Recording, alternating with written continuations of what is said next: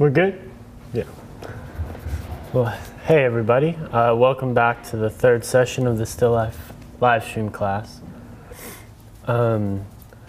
Before I start, I want to just go over a few things about my palette that I might not have mentioned before. First, something that I don't always mention is that the medium that I'm using is half linseed oil and half Gamsol or whatever kind of terp you use. I kind of just switch it with whatever I end up having around. And what I wanted to mention about my palette is that I have it set up in a way that I have my blues, my reds, and my yellows, but I have light chromatic versions of each, dark chromatic versions of each, and then I have dark neutral of all three as well. So for my red, for instance, I have my Naphthol red, that's my high value, high chroma red. Then I have my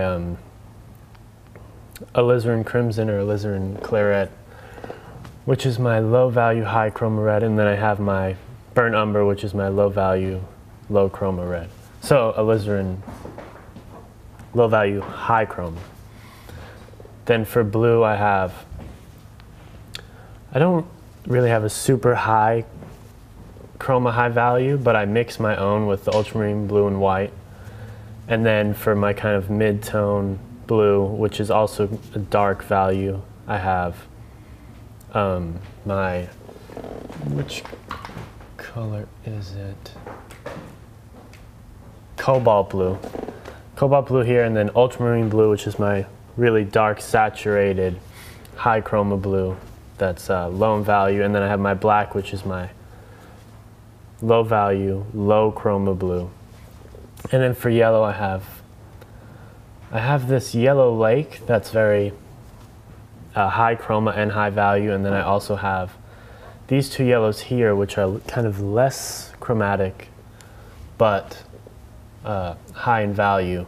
And they all have slightly different temperatures. The yellow lake tends to be more warm, and if you spread it out, has this greenness to it. Whereas in the yellow, the lemon yellow hue is just kind of a more neutral yellow, and then this I almost use as kind of a warm white. But then I have here my what's it called? The transparent oxide yellow, which is a super deep, rich, high chroma, low value, transparent oxide yellow. Then I have over here, which is kind of a secondary color, I use it more on skin tones and stuff, is my forgetting all the names, is my raw sienna, which is a little bit less chroma and kind of a mid value. So, and then my raw umber, which is the low chroma, low value yellow. So it's kind of just, when I'm trying to work out a color, I'm thinking about, okay, does something need more red? Does something need more yellow? Does something need more blue? And then I'm thinking, okay, does it need something that's higher value red? Does it need something that's darker red? Okay, if it needs something that's darker red, do I want it to bump up in chroma or do I want it to come down? And then by asking myself these questions, I can choose what I want depending on the answer. So if it needs to come down in value, but it needs to stay red but go lower in chroma, then I would grab my burnt umber. So anyway, I'll start by oiling out, which I tend to use kind of a bristle brush to oil out, but it doesn't really matter. Grab some of my oil.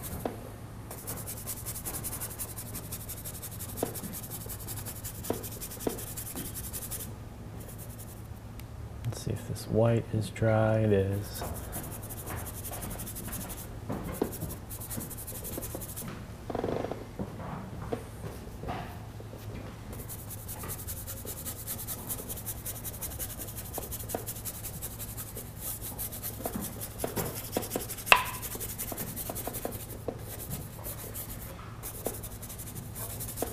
Thin this out. And this is just really to bring the richness back to the paint. You know, when a painting sits for a while, it tends to kind of dull out in the dark areas. I've been using medium throughout the whole process, so it hasn't sunken in too much, but I go ahead and do it because sometimes I can't tell. Okay.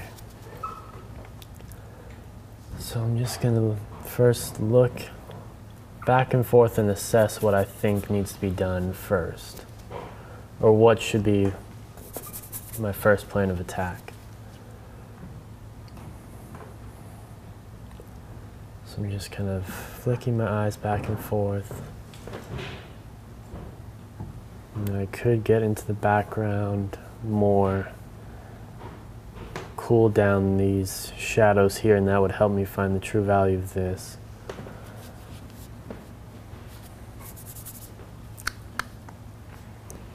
Looking.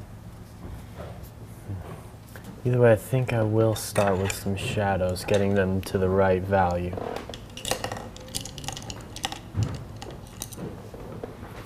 Also, the brushes that I've been using throughout the whole process is just two different kinds.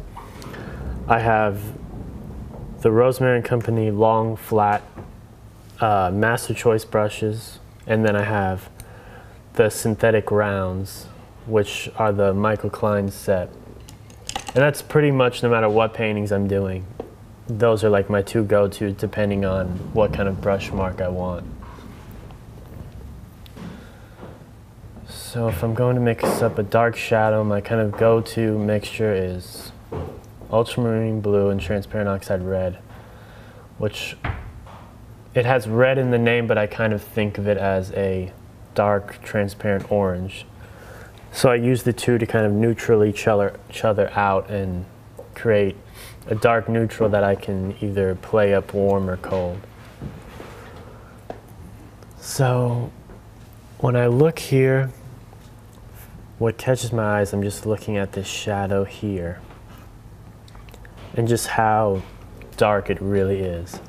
And that's going to help me judge everything else. So I think I want to, the underpainting is pretty warm, so I think I'm going to go a bit colder on top. So I just added a touch of cobalt blue to it.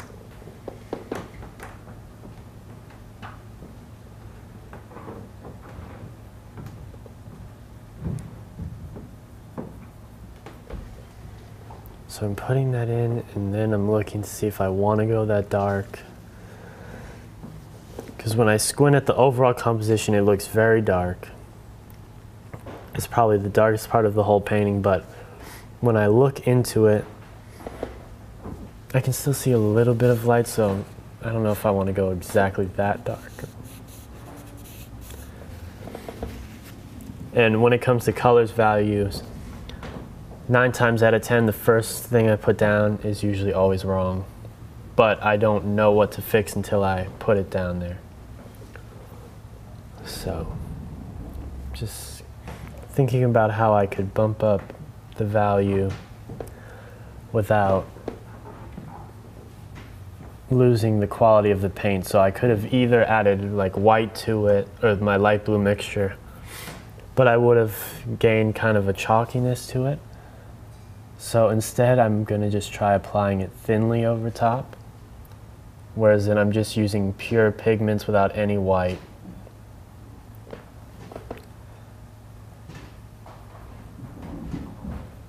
And just lightly filling it in over top.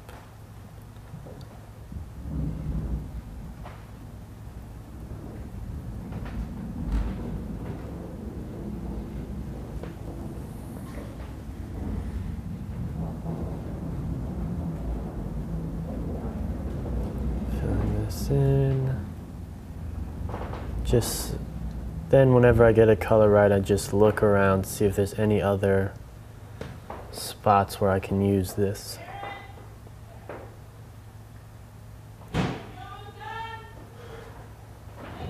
Someone's yelling in the room next to us.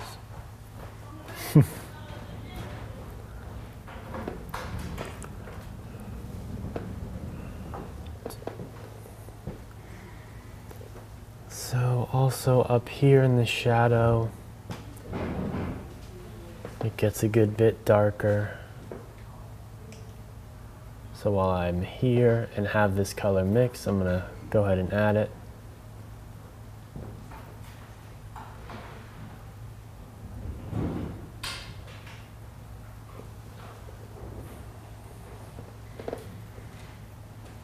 This is a gray, and we're adding, and we're going into the shadow, and the shadow gets a little bit lighter as it turns down. So since it is a gray color, I think I might be okay with adding a little bit of paint that has white in it.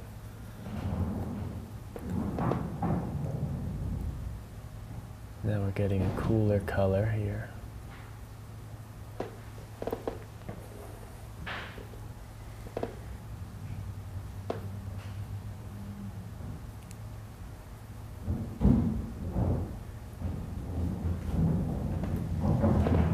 You can kind of see this gradation from lighter to darker over here.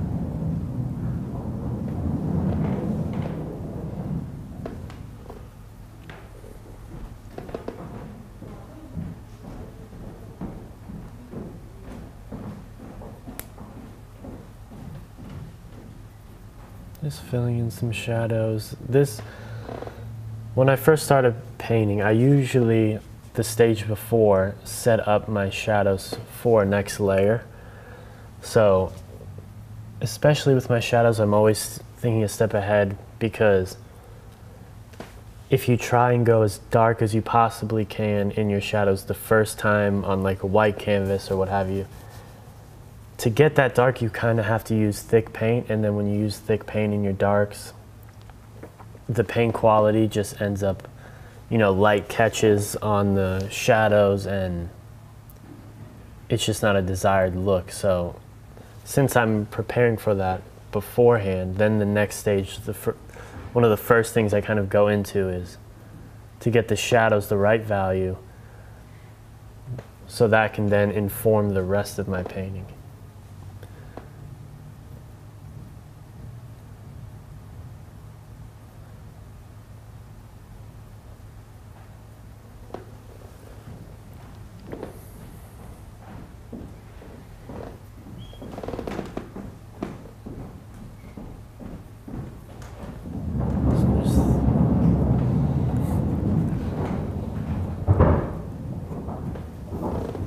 Thinking about a shadow there. I could go into the fade of that, how it's going to fade into the background, but I will let that wait till a little later, till I get some other stuff going a little bit more. I want this to look pretty sharp, so I'm just going to scratch out some edges.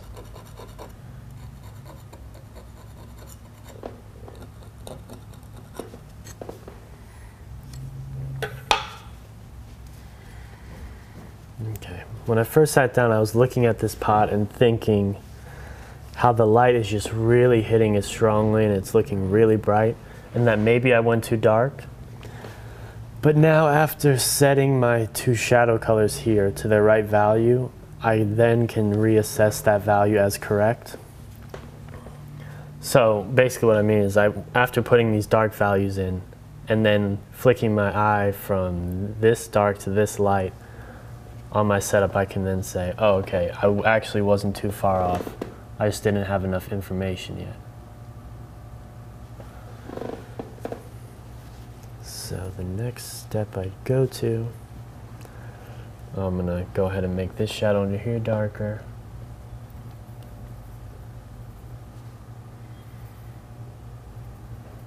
Ultramarine blue, transparent oxide red.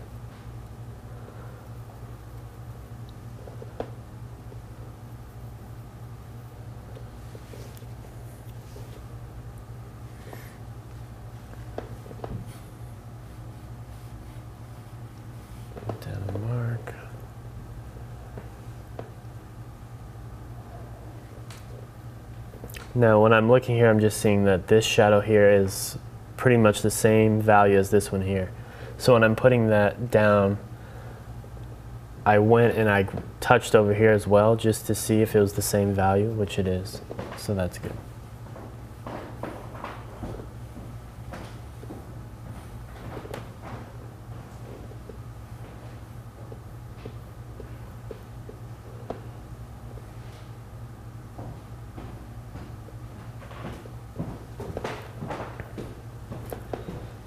And these lines may look a bit harsh at first, but once they fade, once I get the kind of transition from the shadow into the light, and all of this gets a bit darker, it'll make more sense.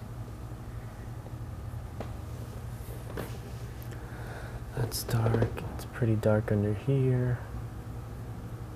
Kind of fades out.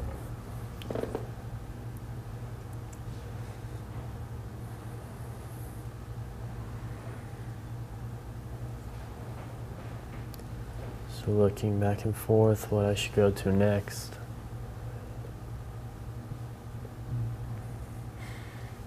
Okay, so I think a logical thing to do is I've found my shadow values of this, so I can either go from, so my thought process is I want to go to somewhere where that's touching, because then I'll be able to compare the two. So I could either go to the wood or the floor here, or the tabletop here. So I'm looking at the tabletop, and it's pretty bright, and I'm seeing it as pretty bright. I know if I'm comparing it to this, maybe it needs to go a bit darker, but I think maybe I'll get into some of the wood. So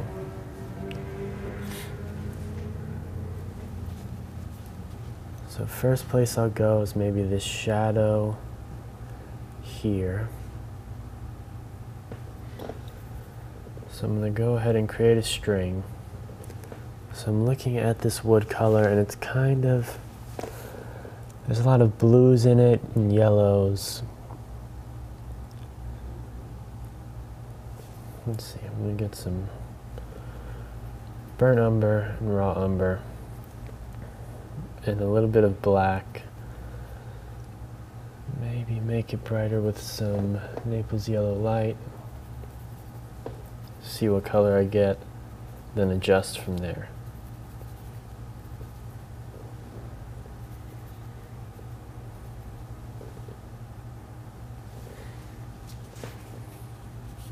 Dark. Add some white to it.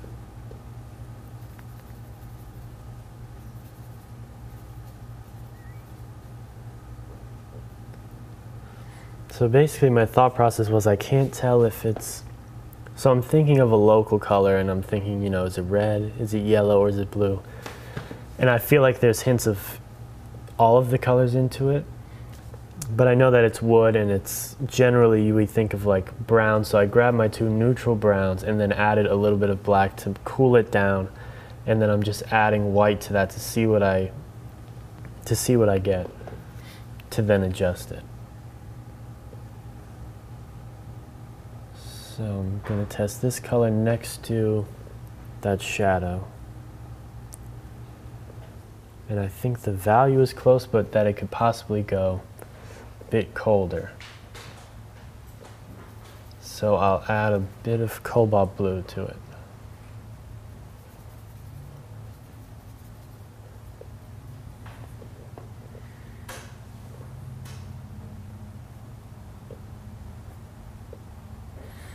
Now I'm applying my brush in this kind of, I'm kind of squishing it down into there and then swiping up just to get a more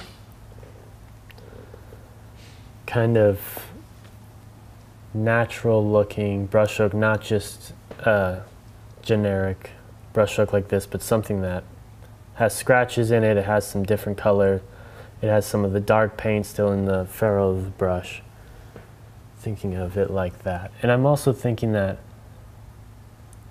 I know that I want to go a little bit colder than what I have before, than what I had under there, because I want this warm and cold showing through. So putting that. Let's get it a little bit lighter. Just added some white.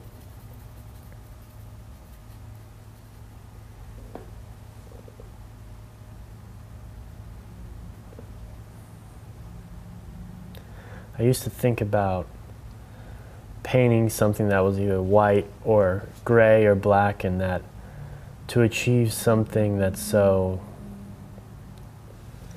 kind of like a neutral color, to achieve it, that for some reason that you'd have to use a bunch of different colors to make up white, or a bunch of different colors to make up black, and it's just our eyes kind of put it together as that. And in a way it's true, but it's a lot more simple than what you think. As in, I'm just creating these neutrals. Like if I was painting something that was white, it would just be the white, maybe, depending on your light and what's around it, white, raw umber, and like a little bit of black to kind of cancel the two out and make it more neutral. And then white. And just your slight variations of more black or more raw umber, it plays this warm and cool. It plays the warms and cools up just so slightly that it feels like you're finding all these different colors in it, or at least that's what it looks like. So it's much more simple, whereas in maybe a few years ago I would have went in and tried to find a whole bunch of different colors and maybe use my whole palette, whereas in I just don't think you need to it. So I'm just looking at this and I feel like I got, for my aesthetic, a bit too matte here, and I want some of this painting to show, underpainting to show through. So I'm just scraping some up.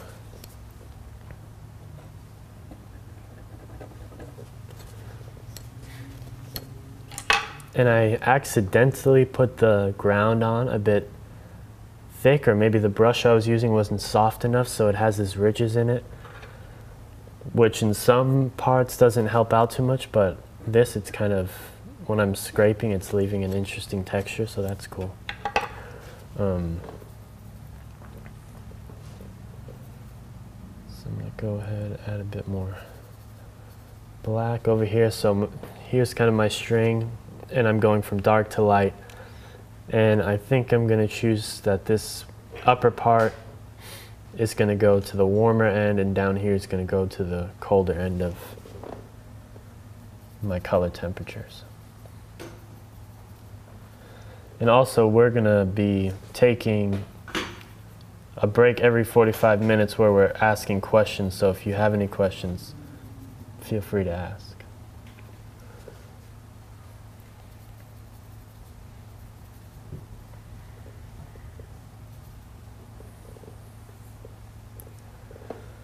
So now I'm just looking for some variations in the wood. You know, there's a little spot that's a bit more gray over here. Some spots that are a bit more yellow, so I grabbed some raw umber and then my Naples yellow light. But that might look a bit too gray. I could go into, touch into my raw cyan if I wanted to.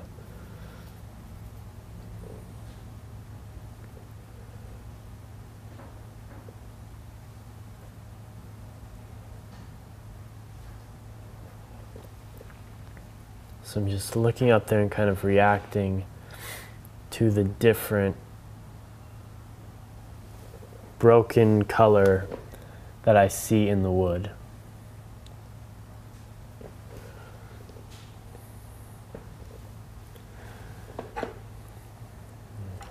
If I wanted to get some interesting textures, I could do some stuff with my palette knife. So I see that once we get over here, it gets a little bit darker until it goes back into the light. So I'm gonna just try and mix up a color with my palette knife. Grab some black, some white. Let's put it up here.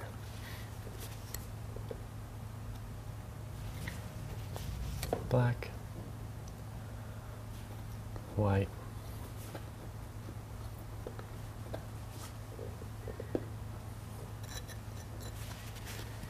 I'm cleaning off my palette knife every time I go into a different color. Then maybe I'll go into some red, which is my burnt umber.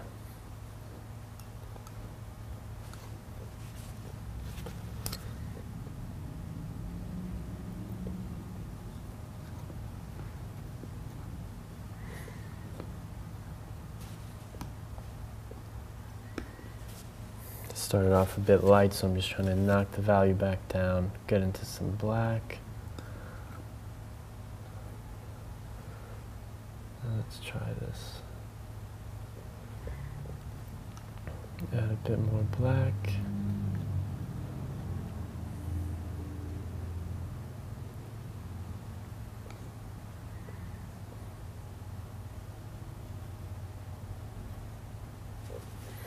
So I could add some really kind of thick strokes like that. You know, come in maybe somewhere with a color that's a little bit warmer.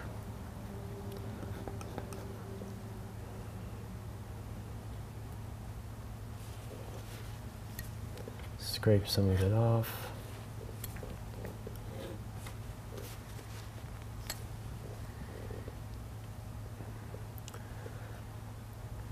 Just looking back and forth to assess my value. I think I'll try a spot of a little higher value, a little warmer.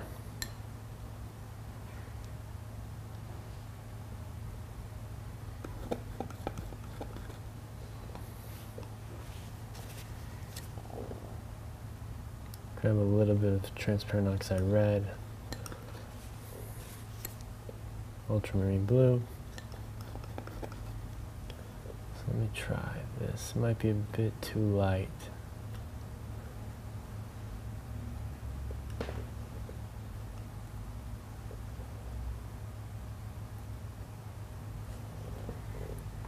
So it's a bit too light, but I'm going to go ahead and put it down and then go over it, into it with a darker color.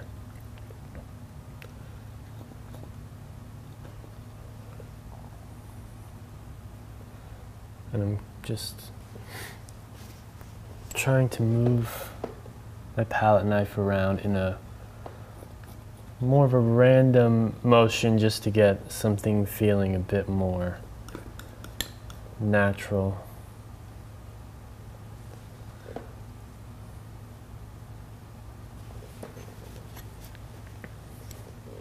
If that looks a bit, it's hard because there's this play of dark and light colors, but you don't want to feel like changing planes in form. So right here it's like a little bit too light where I feel like it looks like the planes are changing, so I want to go and knock it down with a darker value.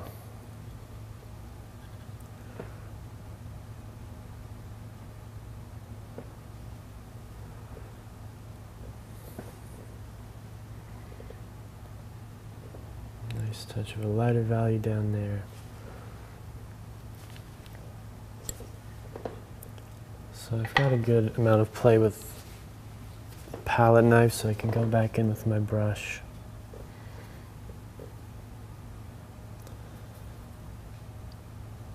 Dipping into some of my lighter yellows over here just to get a higher value, warmer gray, gray-brown.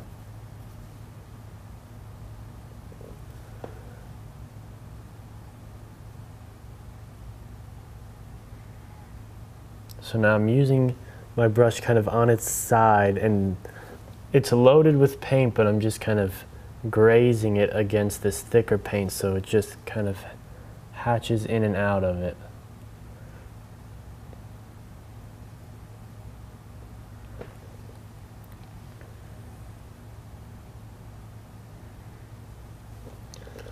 Let me now go higher value but colder. So just more black on my spectrum, on my string.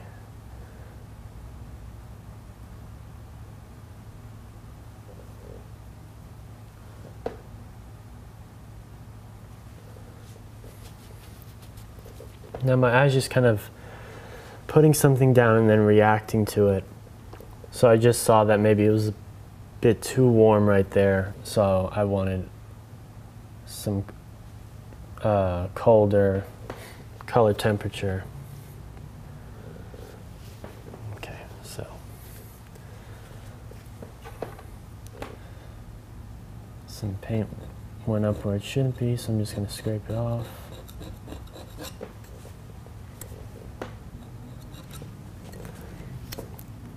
So there's a nice little cut in the wood,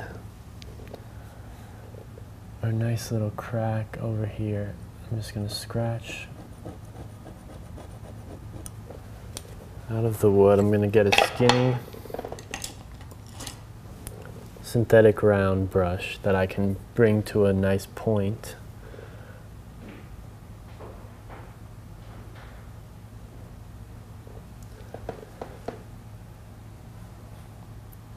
I'm gonna paint in this kind of crack here.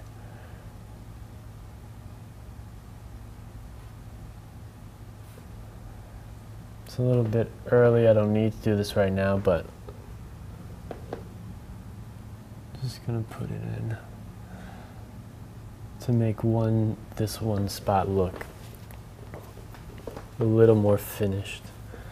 So then I would go in with a higher value, because if the light's coming from above the left, then it's going to be casting a shadow down, and then the other ridge that's pointing up is going to be catching a bit of light.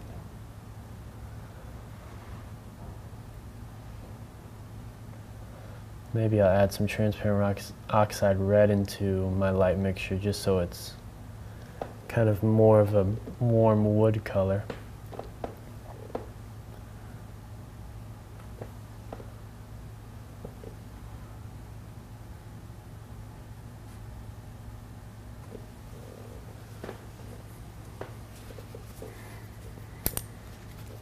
Now I don't really like the direction of it that much, so I'm just going to nudge it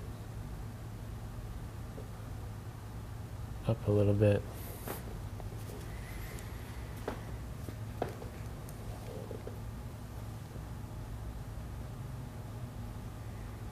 Just imagining some of this lighter color popping through in some spots. Feel like that. I feel like this plane feels like it's turning up a little bit too much, so maybe I'll add some darker value. That's darker. Now I'm just seeing if I like the color of it. I think it's good.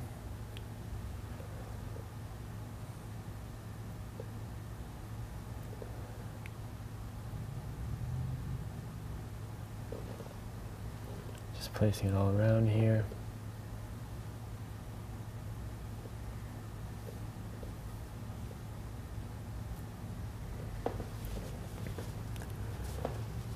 Okay, for right now, I'm going to move on from that spot.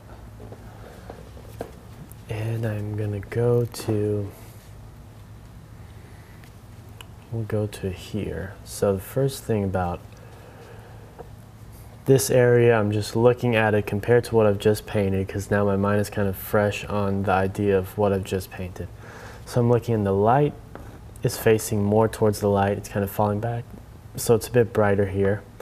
And this shadow needs to get a lot darker. I'm looking at the egg compared to it.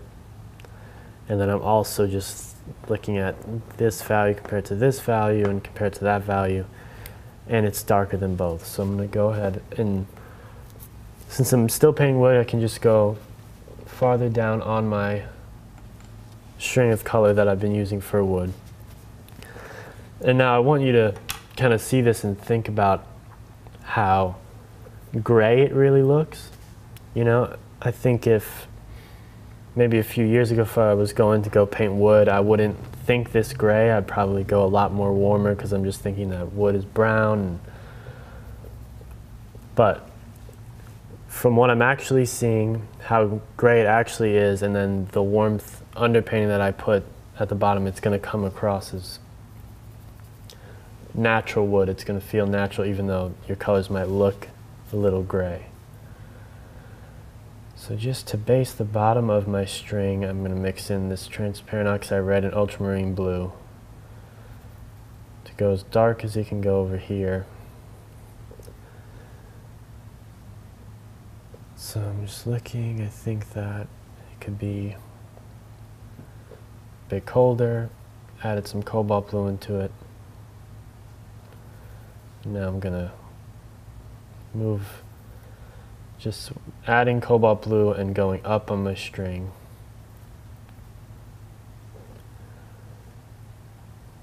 Still looks a bit warm. Add some black. Touch into my purple.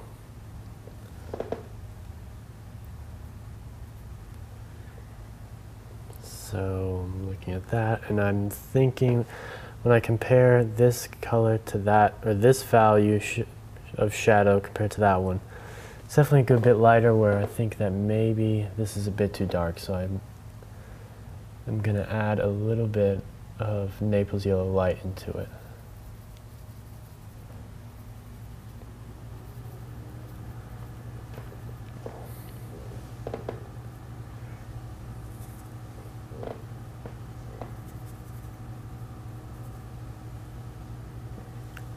So what I'm going to do is I'm going to now put it next to the white of my egg and then see how that feels.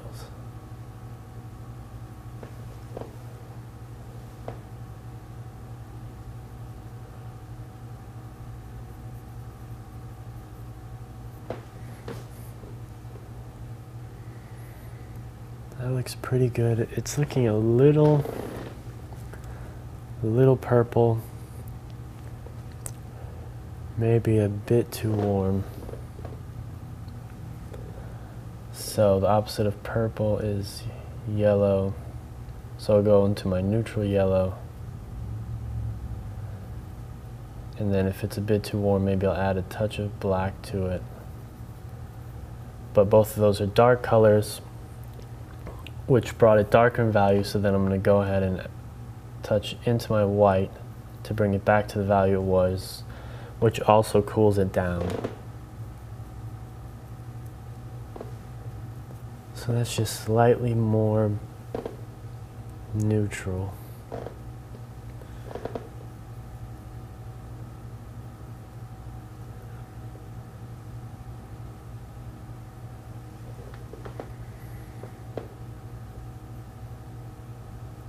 I'm kind of just going into the paint and picking up some of the paint, so that underpainting shows through a little bit. Then I'm seeing as we go to the right, it fades out a bit. So I'm gonna keep traveling up on my string. Maybe add a touch of yellow, my high value yellow.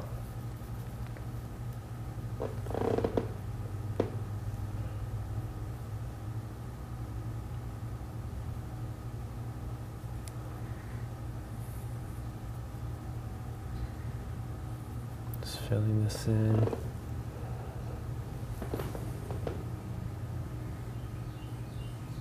So I feel like I'm going a bit too warm. Touch into black, a little bit of white.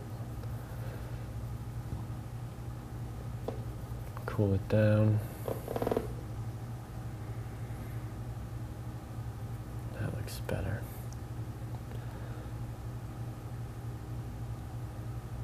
So now where to end my shadow, I'm basing it off of where it ends touching the egg. So looking at the tilt of it. Looking how this gradation happens in here.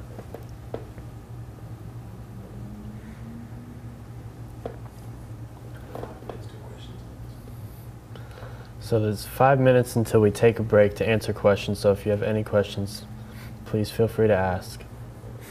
I'm gonna travel up on my value range. I see that there's some light coming through kind of behind this block of wood and behind this tall piece of wood, and just catching some light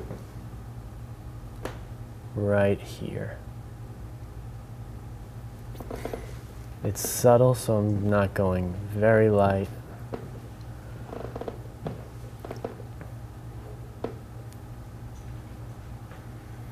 And usually I go darker and then add. For this, I'm gonna go dark, and then I can add lighter on top of it if I need to.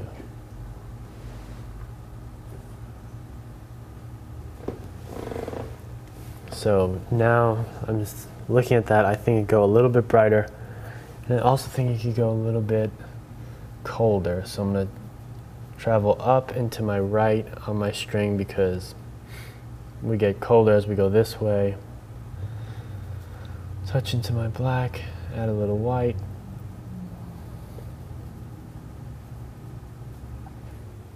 So that should be higher value and colder. Let's see.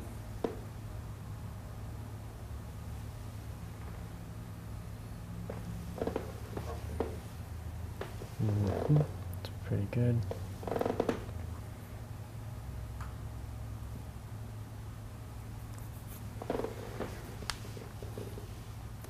So that's just some light passing through, kind of coming from behind and hitting that part right there. So now what I'm going to do is I'm going to get into this here. I'm going to fade that shadow out.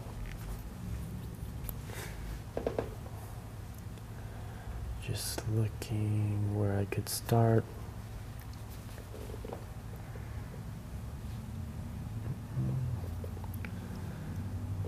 Just going to start somewhere on my string. I know I want to go higher in value than what I have on this plank of wood here.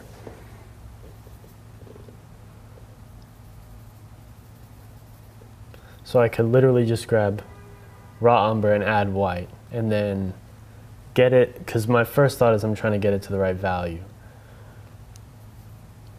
So then I'm going to try it, and then once I try it, I can ask myself, oh, do I want to go colder? Do I want to go redder? More yellow, more brown? Do I want it to feel more brown? So now when I put something like this down, it's darker than what's on top of it, which is good, but it seems a bit too dark. So what I can do is I can test how dark that actually is compared to this color, the wood on here. And then I can look up there and see how much lighter that is, and I think that it could go a lot brighter. So I just went ahead and grabbed a lot of white.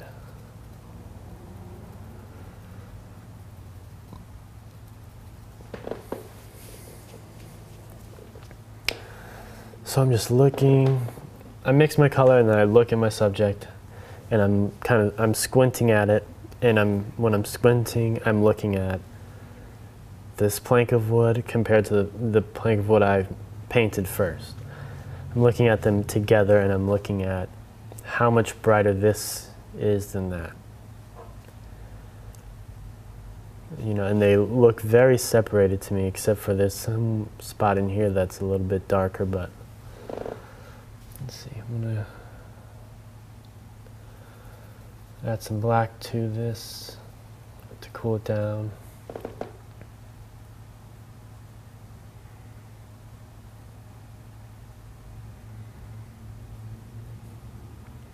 Just putting some of this color I mixed up here to try out.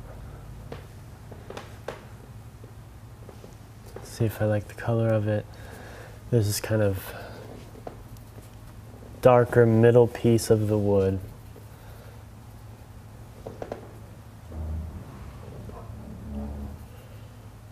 Maybe it has a tint of purple in it.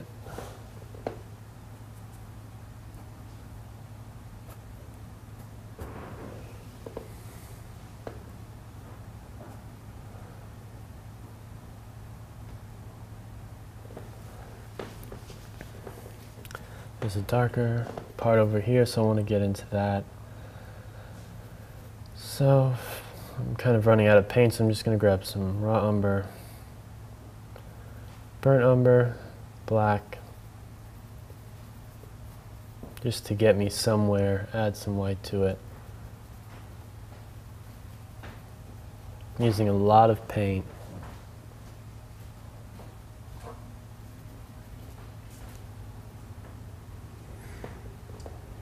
Do we want to go ahead with some questions? Yeah, first question's from Mustafa Mahmood. Do you believe in the traditional colour theories like mixing the shadow color by adding the complementary color? Or do you have a concept for the dark? Or do you just think of it as another isolated color and try to mix it separately? That's a good question. I think I used to think of it in the sense of adding its complementary color to it. But now I sort of think of my shadows as they're one, they end up being kind of a complementary color because you have either a cool or a warm light on your subject. And then, so let's say it's a cool light. So then the shadow is the absence of light. So anything has color because light is hitting it. So then the absence of light is just what exists. You know, it's not, it's the absence of light, which is in some ways the absence of color, so it's more of a neutral color. So you're getting cool light, which then means a more neutral shadow, which neutral next to cool comes off as warm, so it gets this complementary color play of warm and cool. But I'm sort of just thinking of it as a darker version of the color that it is. So if it was just a big red ball on my canvas, you know, I had the light, you know, high chroma red, whatever, and I was thinking of the shadow. The first thing I'd do to mix the shadow would not be to grab green and my red and mix those together. It would probably to get my burnt umber, because it's red and it's lower in value and it's more neutral. Now I would probably put that there, look at it, and then assess if it needed to be higher chroma. Then I'd probably add more red, like an alizarin crimson or something. But I definitely wouldn't think to go ahead and add green to it. It's kind of like if you were painting a banana and you gave it a big purple shadow, it would maybe look like the banana was rotting or something. I wouldn't think purple shadow. I'd probably go to my transparent oxide yellow and my raw umber to give it a dark yellow shadow. So yeah.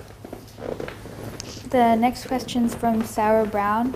Hi Alex, what is your process from a painting's inception, especially when tackling an unfamiliar subject? Do you do poster studies? I do. What was the first part of the question again? What is your process from a painting's inception, especially when tackling an unfamiliar subject? So, two parts of that, at least how I'm interpreting it, and you can correct me, is if I'm tackling a new subject that I've never painted before, and it seems kind of intimidating to me, I'm gonna try and take my mind away from what it is completely. Like if it's a face, if it's, you know, a taxidermied animal, if it's a pot, if it's whatever, I'm gonna not think about what it is, and I'm just gonna try and think of its, everything is just abstract shapes, abstract colors, you know, just shapes of color, value, light source, all of that. So when you start thinking like that, then everything, you pretty much paint everything the same. And then once you get comfortable with it, then you can think of more stuff like using palette knife on wood to make it feel more like wood. But you don't have to do that. And then with the idea of a poster study, if I'm working on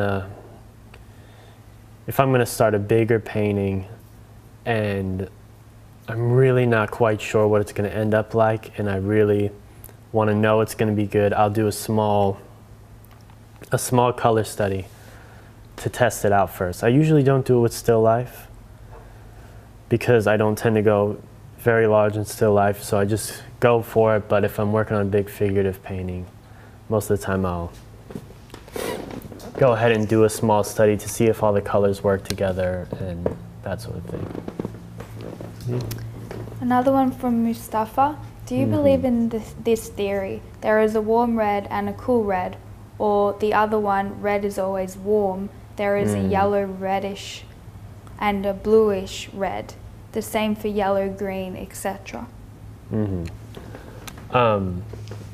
I definitely go towards the idea that there's a warmer red and there's cooler red, you know, whereas in red isn't just always warm. You could probably even find a cooler orange and a warmer orange. So like one instance is most of my colors I have what I would call a cooler and a warmer version of each one. So my alizarin crimson is a colder red, whereas in my naphtha red is a warmer red. My brush is a bit dirty, so the naphtha red isn't pure, but you can sort of see where I'm coming from, how this looks a bit colder, especially if you add white to both. You know, you kind of get a pink color that's cold. And then if you add white to this, it's a more of a red color. If I didn't have any of that pink in my brush, it would probably look more orange or more warmer, tending to warm. But I would definitely see them both as red. And then, you know, you have your burnt umber, which I add white, which is just a more kind of neutral red. Now you can look at that and just think maybe it looks like a brown gray, but if you compare it to other things, like if you take raw umber and add white,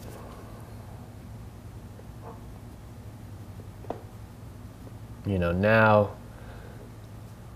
let me just make it a little bit darker so they're the same value. Now that looks a bit more red, whereas in this one looks a bit more yellow, and you might think that that just looks like brown, but then if I added some black and white, that would look like gray, and this would look more like yellow. So anyway, I definitely think there's colder and warmer versions of each color. There's some colors where it's a little bit less, and I feel like it's more in my mind where I'm thinking of it, like maybe my ultramarine blue I feel is a bit warmer than my cobalt blue. But in reality, they could both be pretty cold. But anyway, good question. Okay. Just remembering where I left off. Going into the colors here. Go down lower in my value range. Just grab some burnt umber. Let me go ahead and see how dark this is.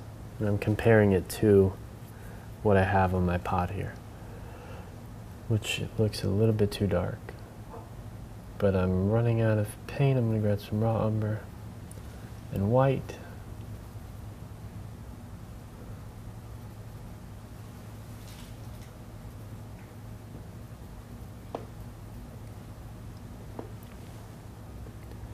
Testing the color again. It's a little bit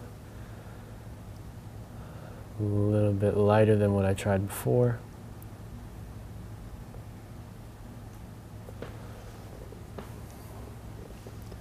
Just trying that. I feel like the center is a bit too warm,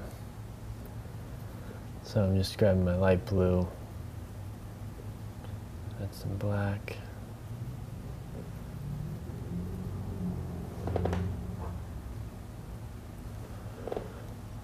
Too dark, add a little bit of white.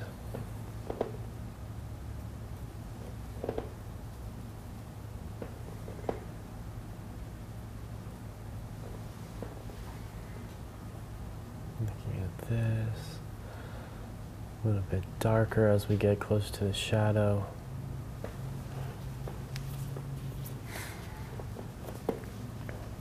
There's also certain things that I observe in other paintings, and then they influence what I paint. So there's tons of times in museums where I've seen and even in some good contemporary paintings today where there's this transition from the shadow into the light, where this in-between color, it gets almost bluish or colder.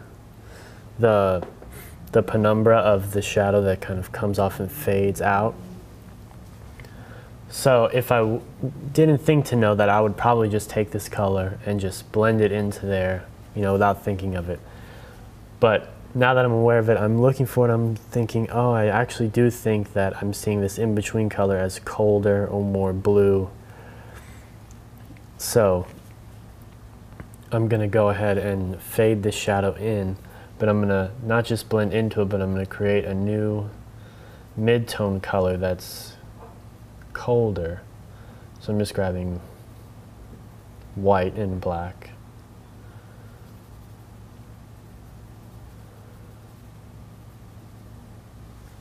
I'm gonna test it. So I'm just looking for a color that's darker than this light, but lighter than the shadow.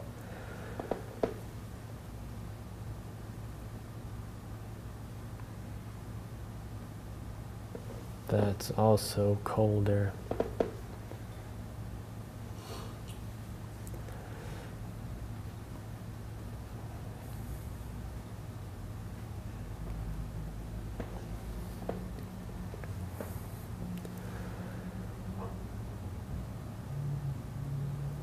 So I'm just fading this.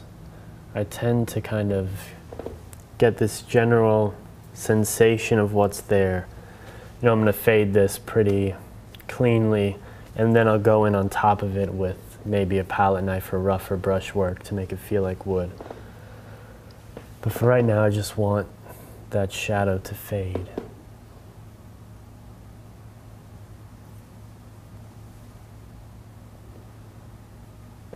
You know, I'm also thinking about the light source. So I see there's a little lip where that is underneath this piece of wood that's facing away from the light, that's going to get darker.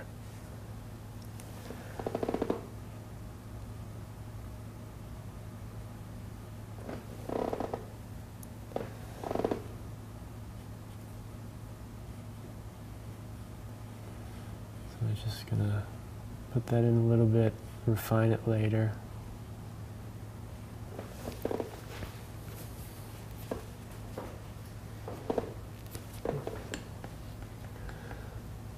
Clean off my brush, get a dark, just straighten out this line.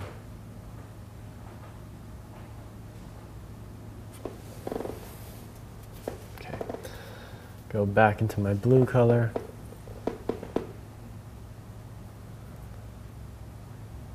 Just fading into the light here.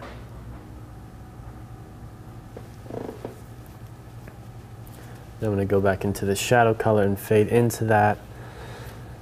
And I'm basing that off of, because when I look to the very right of this eggshell, I still see shadow. So I've gone too far with my blue that way.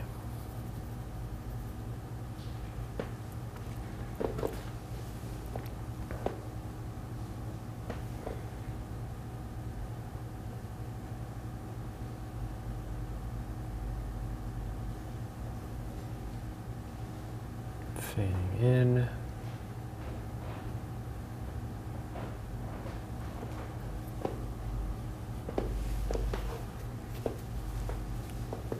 So now I have this nice fade from shadow to light with this bluish color in between, which, whether I exaggerated the blue or whatever, I just personally like the way that looks.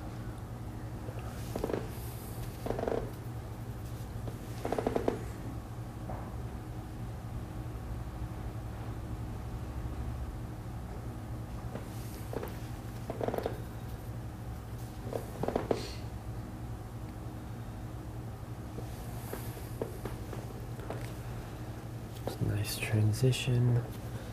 I'm gonna go into to that little spot where there was a little bit of light peeking in here. Maybe just hit it with a stronger note. Maybe where it goes into the dark, maybe I should add some of that blue as well. And I say blue, but it's pretty much black and white. If that doesn't get me there, I usually add a little bit of cobalt blue.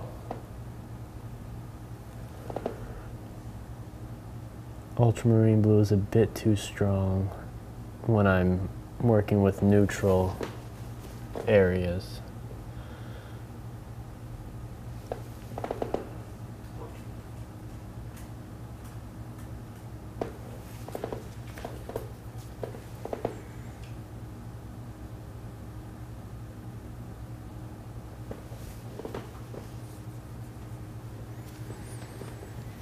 Okay, now I see a little part. I'm thinking about also all the time how I can be connecting shapes.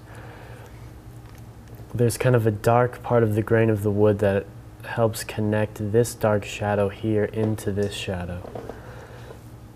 So I'm going to mix a darker color, or go into my darker color, and then this edge up against here is dark and goes into that shadow, and there's kind of this Z motion here.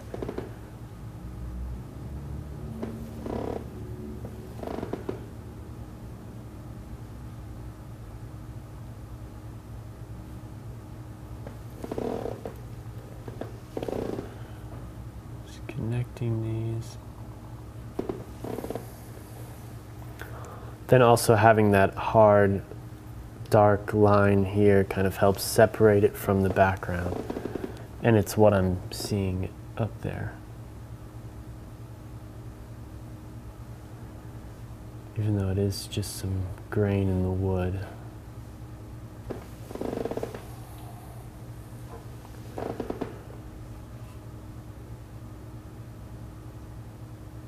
So I'm being careful to just make it sharp.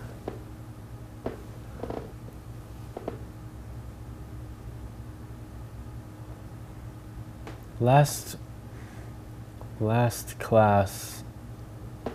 session was more of a blocking stage. So now you're going to notice that I'm just slowing down a lot more. I'm just going from spot to spot slowly and just not jumping around all over the place as much.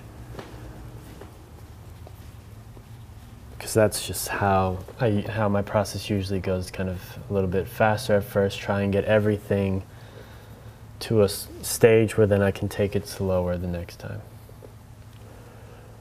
So I'm thinking about this dark shape, it connects over here. Since it's going to be going into where my shadow fades out, maybe I should go darker and colder. Just grabbing black, white.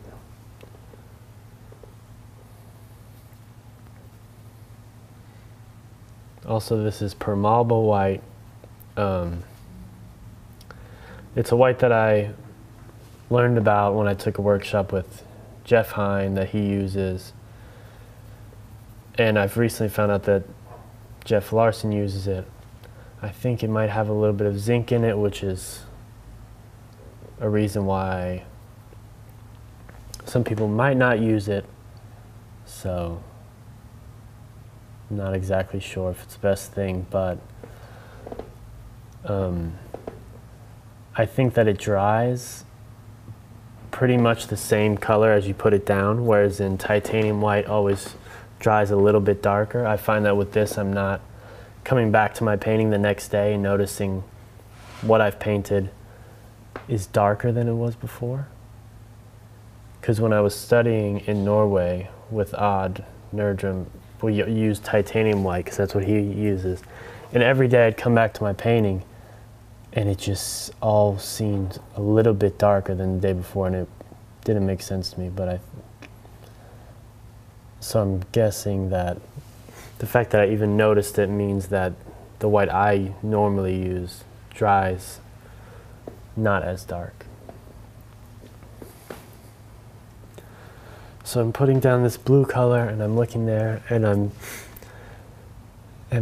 my reaction is that, okay, it is cooler, it is kind of a blue, but maybe it's got a touch more purple to it, like it tends to be a bit more purple.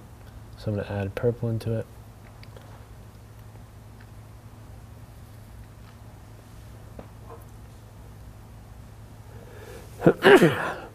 Excuse me.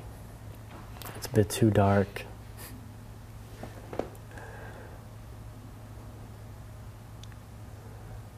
I don't know if that was super loud on the microphone.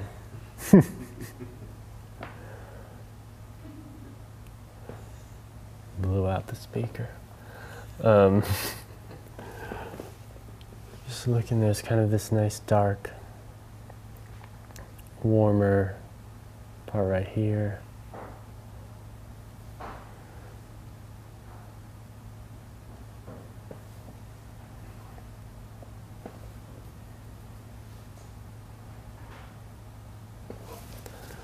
That gets even darker when we get into the shadow, so I'm just cleaning off my brush a little bit with my Gamsol, and then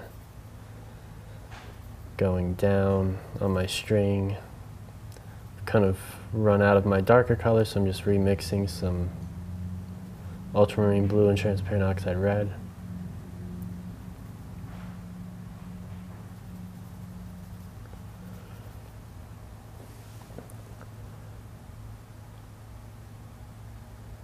Again, I'm kind of using the side of my brush and grazing it so that I'm not going completely opaque.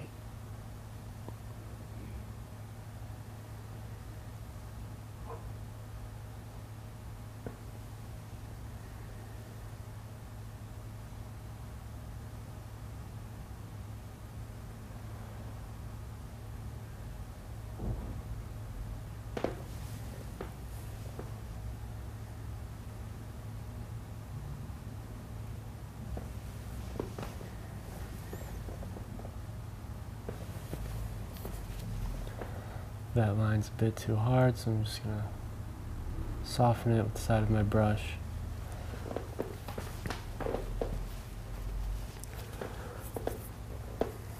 Need to get some more paint over here. High value paint. I see a spot that almost feels a little green to me, so I'm going to get raw umber and black, which is my neutral yellow, my neutral blue.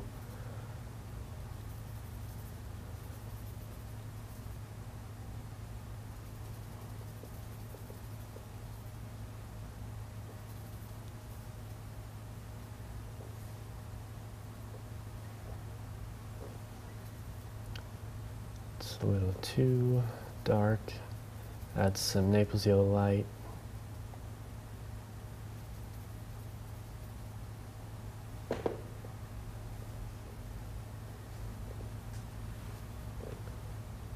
Umber, Naples yellow light.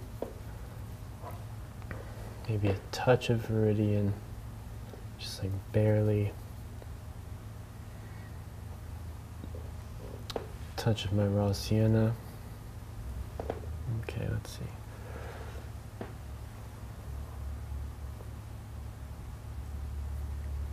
Now we have kind of a neutral green in here.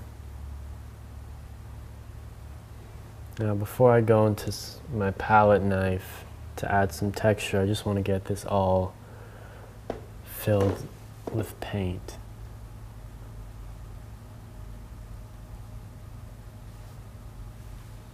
Tighten up some of these edges.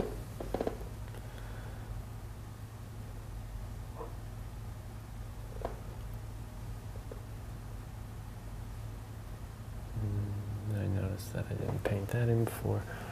Looking, there we go, more blue over here. I'm constantly kind of changing temperature and changing local color from kind of blue to like brown, just so you have different variety hatching in and out, and nothing is painted completely the same.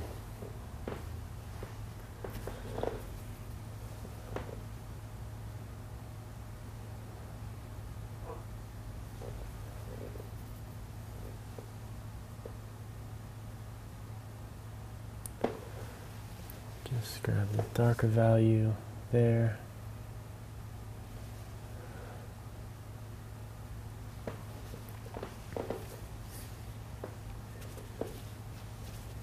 Maybe I'll use a little bit of palette knife because it's feeling a little bit too soft.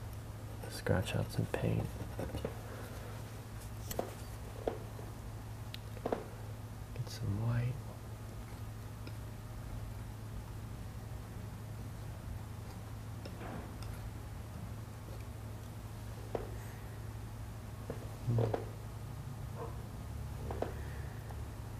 Gets kind of a higher value down here.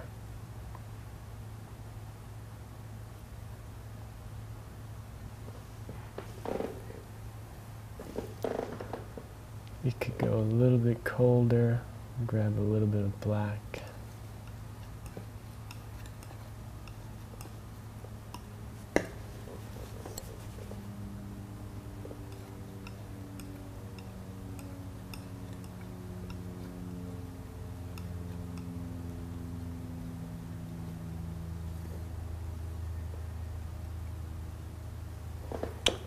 That is looking a bit too blue, maybe slightly too green.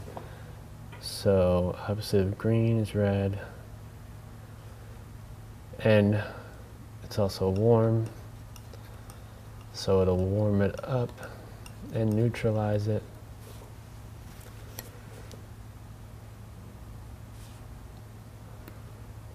Make it brighter.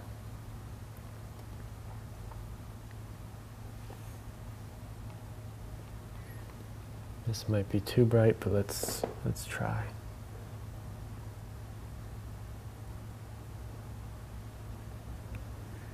I want to get some nice thick parts. Make it really feel like wood, or tempt.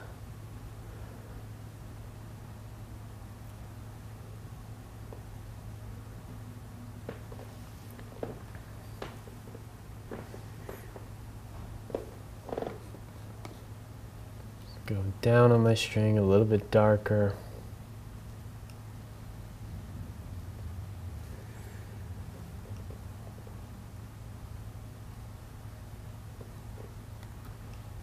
Adding some raw umber into it.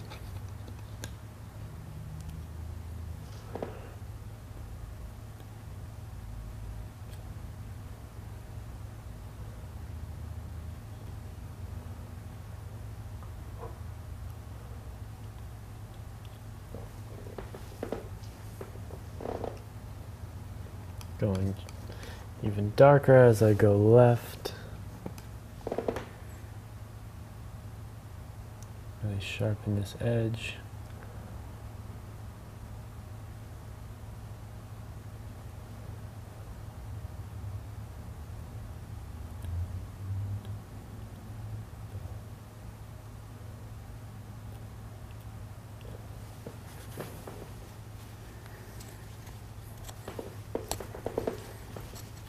When I'm painting something like wood like this, I'm going after what I'm seeing, but I'm also experimenting with texture and just trying to figure out what feels right.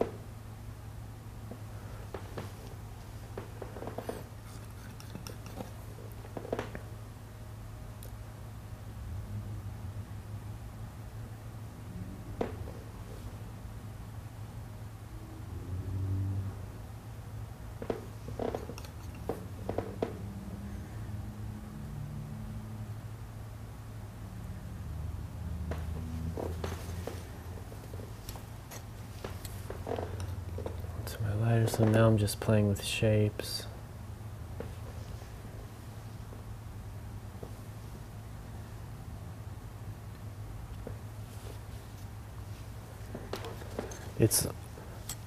I'm looking up there and I'm seeing that there's these lighter parts here and then it gets darker. But when I look at my painting, it almost looks like this section is turning and facing more towards the light, and then it's almost like the wood is bending, and I don't want that effect. So you have to play with it to try and get it to feel like one piece.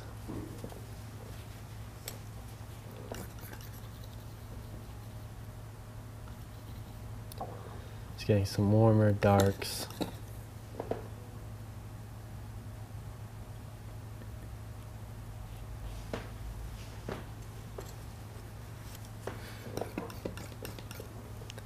Gets colder and lighter over here.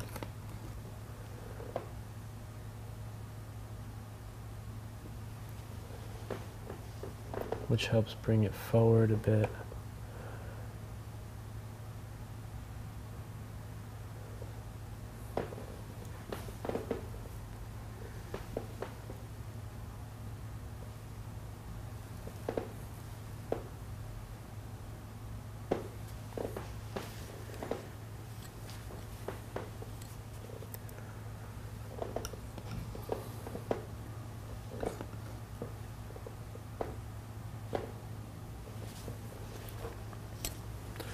Maybe now I'll go in with my brush if it's all looking a bit too much like a palette knife, just to get variation of kind of hard and soft line.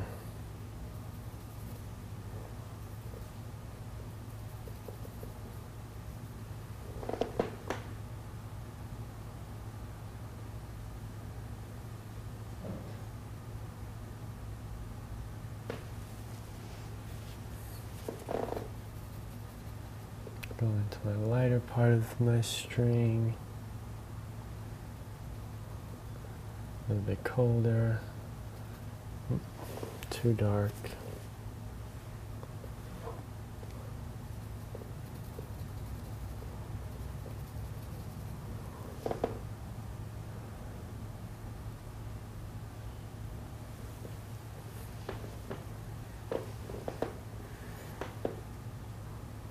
So I don't, because of time, I don't want to mess around here for too long, but I do want to get it just to a decent point.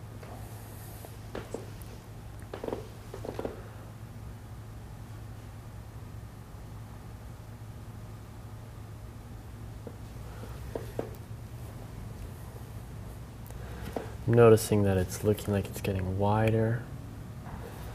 So I think we got a little bit too wide down here. I'm going to clean off my brush. Grab some dark and shape that.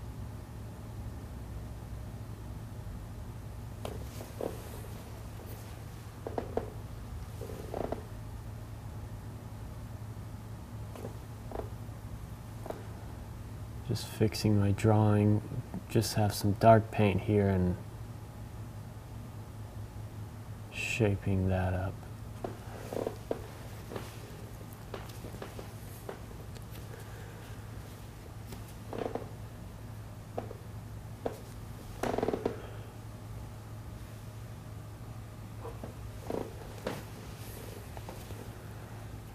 Of that. Still looks like it's bowed out up a bit there. I could try and chisel some off.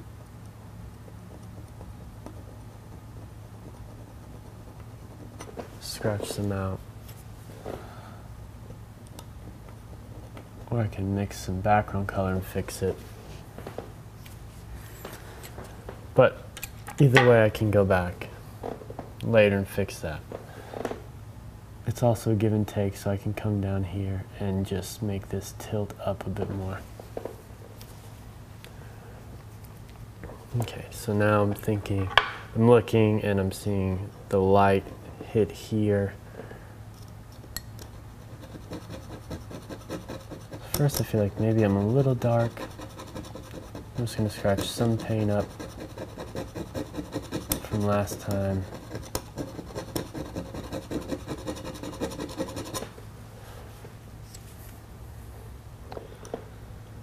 I'm going to mix up a light color.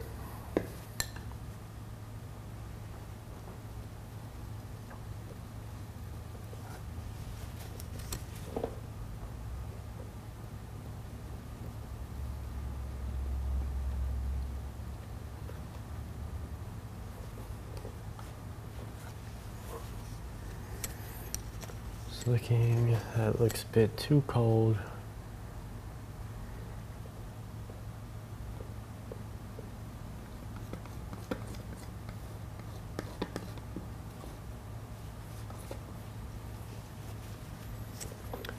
looks a little bit, in relation to everything, a little bit purple, so I thought my mixture was a bit too blue and too cold, so I went and added my neutral red, which makes this more of a neutral purple.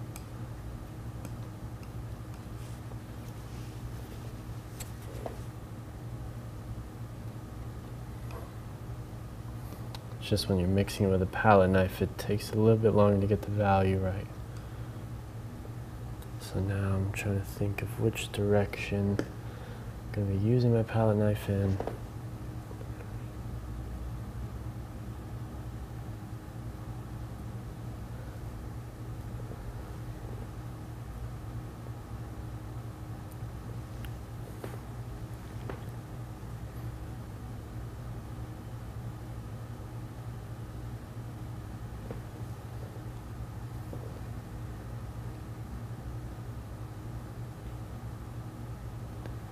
So I'm just, with the edge of my palette knife, scraping up the paint, then applying it with just the very edge of the palette knife to get that really sharp edge.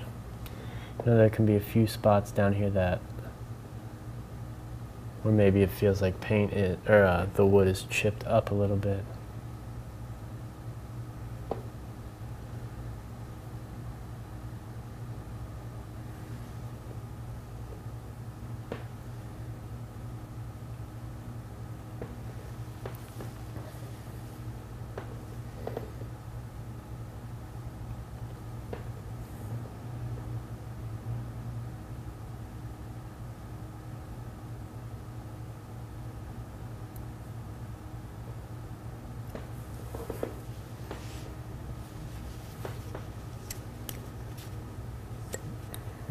That's okay for now.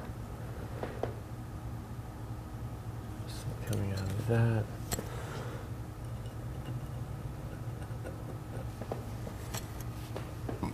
I think I could go even a little bit darker in this part here, in a few spots.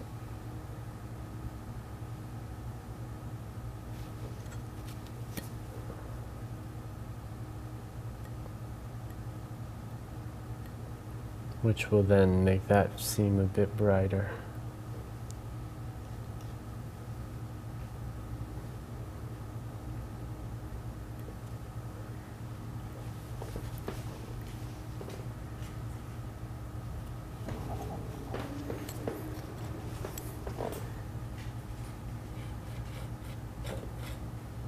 And scratch out a few parts over here.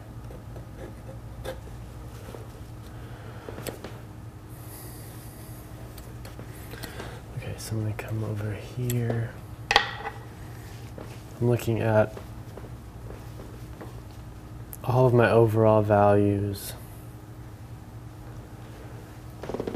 First, after just looking at this whole thing, I think that shape could be nudged up a little bit, like that.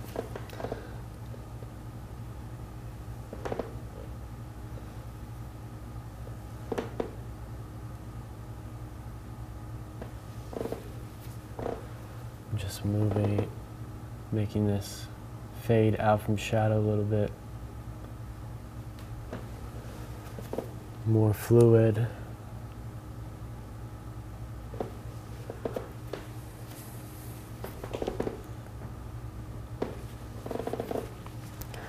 So now I'm looking at this, the value of these lights here, and comparing to back here, and it's a good bit darker. I think my first step to take going over here would be to fill in this shadow. I'm gonna look, I might use a different brush since this one has so much other paint in it. So I'm just grabbing another synthetic round. Mix it dark and just looking how dark it is compared to other things. I'm always just comparing things comparing things to other things that I have correct, or more or less correct. So just, you know, when I dot my I's around, sometimes I find other mistakes. The shape of this just felt a little bit weird.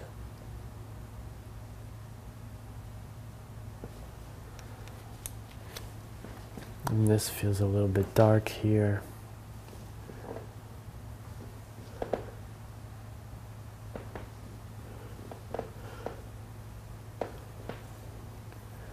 Just always try and move my brush in a different way. So right then I was just kind of rolling it on.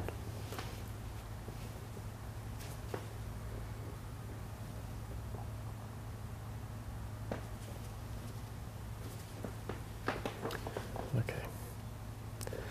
With my clean brush, I'm thinking two things. I'm thinking, you know, this is going to get pretty dark here. I'm looking at it and it seems, when I squint, it does get pretty dark. And then I'm thinking about this shadow color here, which is probably going to end up getting a little bit darker as well.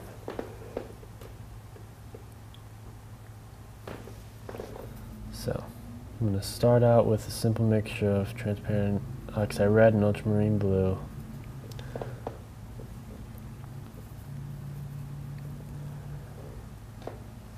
And then I'll go a little bit brighter than that. But where I see the wood split, maybe I'll draw a line. So I see that the wood splits over here.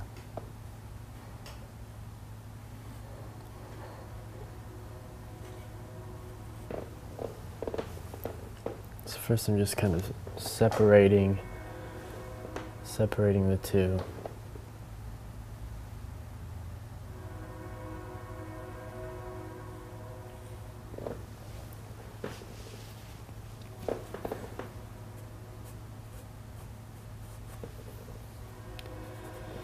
Just trying to follow through where this would follow through here and then connect to that edge here.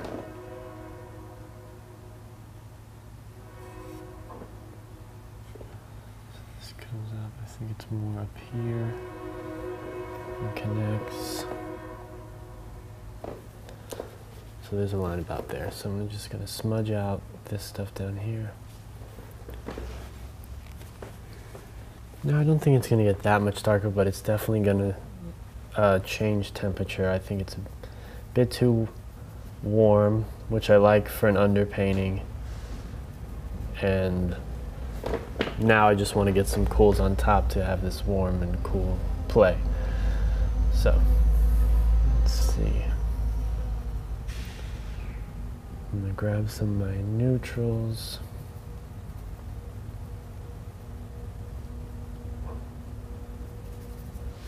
Add some black, a touch of, go ahead and add a touch of my lemon yellow hue just because it doesn't have any white in it.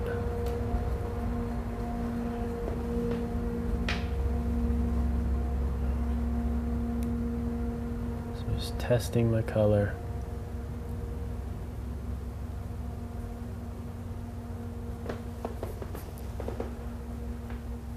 Okay, maybe it's a bit too dark. Just gonna travel up my string. I just added some black. Go into some raw umber. Add a little bit of white. Let's get into some burnt umber.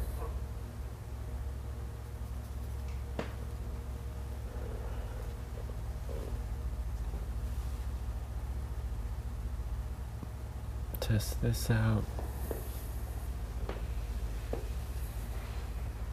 Just looking back and forth. It's looking a little too dark.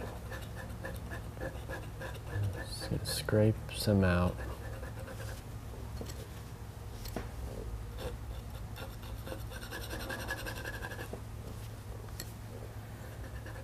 Now again, I'm just at the stage where I'm really slowing down, trying to get things accurate.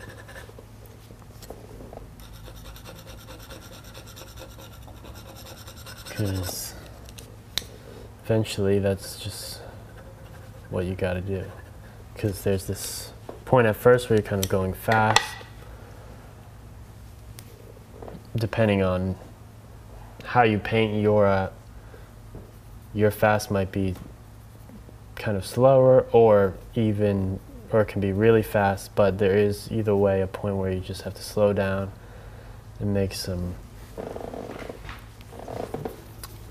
tougher, more thought out choices. So I'm just running out of raw umber and burnt umber.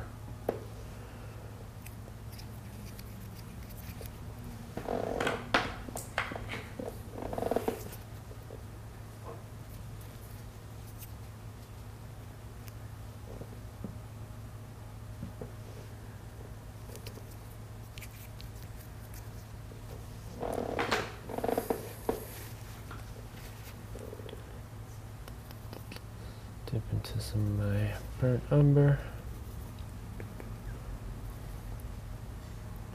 Transparent oxide red. Ultramarine blue.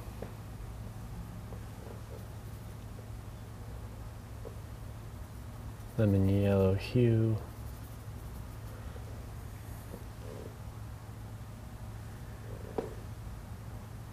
That looks like a color that I'm seeing.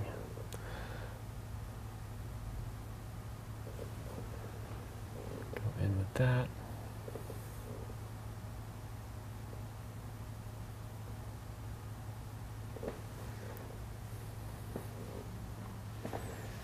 It's a bit opaque, so I might eventually scratch some of it out. As we get closer to the pot, it gets a little bit darker, a little bit richer color, so I'm going to go into my transparent oxide red. Just kind of fade these into each other.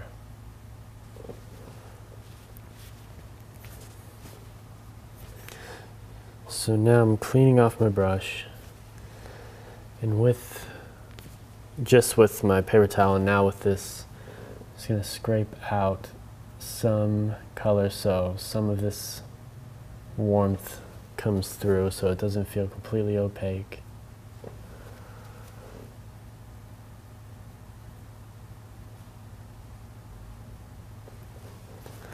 You get a new paper towel.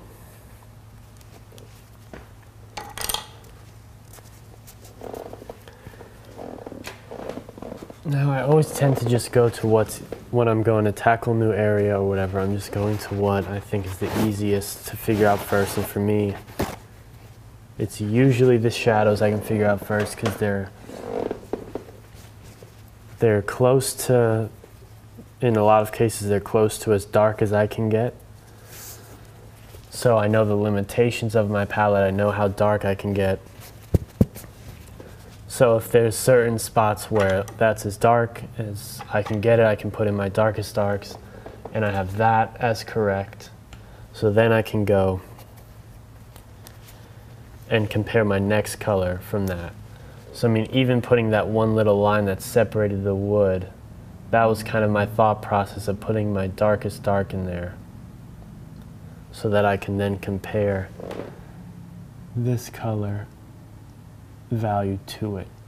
So I just see that it's a little bit lighter than my darkest dark. It's a little bit lighter than that dark under the wood right there. So then I see that on this plank of wood that's facing up is maybe a little bit lighter and a little bit cooler. So I'm just going into my mixture with some cobalt blue and moving up on my string a little bit.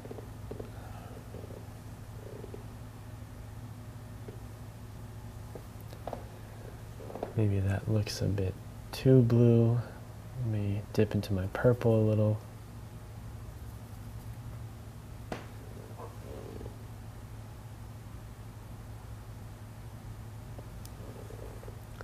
So now I'm just looking at this like minute difference of value, like how it's just a little bit lighter than the shadow above it.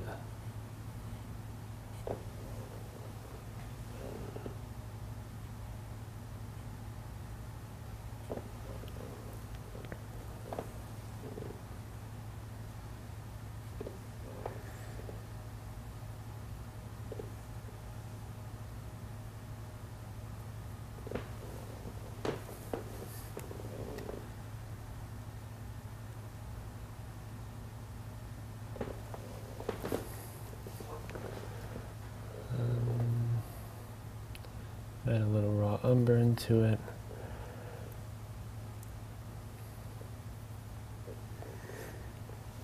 As the pot kind of casts this shadow, kind of bows out to about the edge, then starts to turn back in.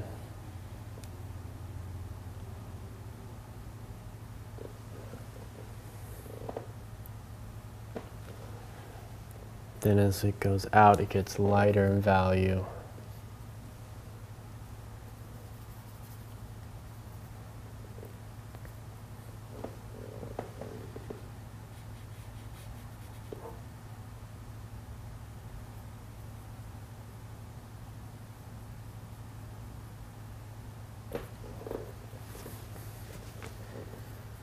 Paint's a little bit too thin.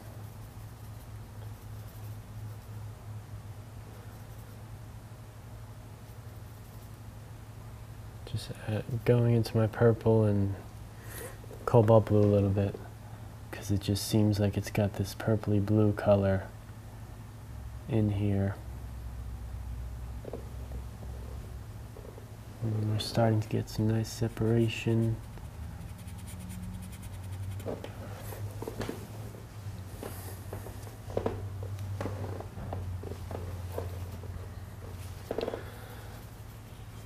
Now I can use this bluish color that's a little bit lighter in value on the edges of this shadow.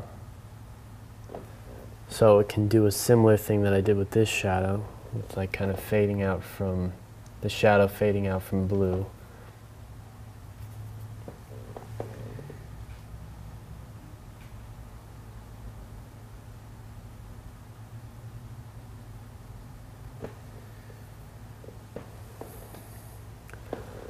I personally find shadows a very important part of a painting, whereas in maybe some painters who just fill it in with a dark kind of warm color and focus on the lights, which can create an amazing result. But in my paintings, I just tend to really want to create a beautiful shadow with just a nice kind of atmosphere to it, and just a nice kind of feeling of air around it. At least that's what I'm trying to go for, so that the light feels like an object, and that like it feels like solid, and then the shadow just feels like the absence of light.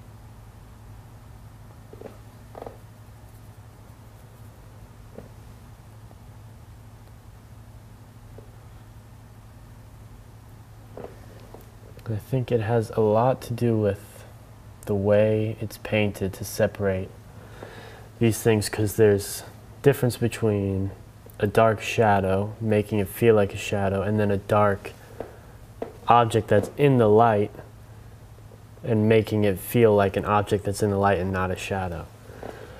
So this is a black sheet that's in the light, you know, but the value is possibly even darker than this shadow. So there's just certain things you have to think about to make that feel like a shadow and this feel like a solid object. And, you know, here I'm painting thicker. I'm thinking about kind of opaque paint on top with more transparent shadows. This, I'm letting it fade out super soft into the light. You know, this has a harsh stop when it gets to a different light, when it's casting a shadow. So there's just different treatments of these things, even though they're both paint that are the same value. 5 minutes to questions. So there's 5 minutes till questions, so if you have any questions, feel free to ask. If I didn't quite hit on every part of your question last time, correct me and I can go over it again.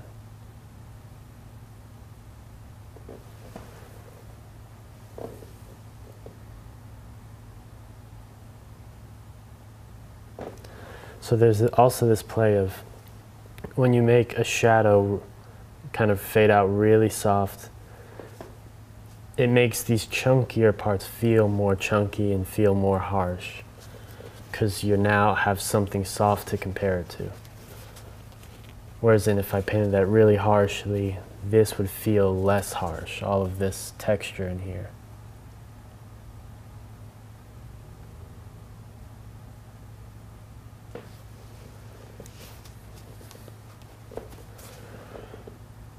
So, just fade this out a little bit, and then I'll start painting into the light.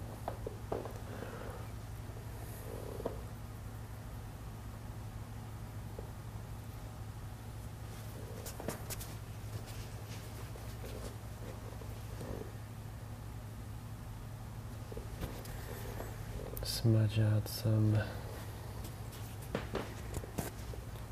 of that paint.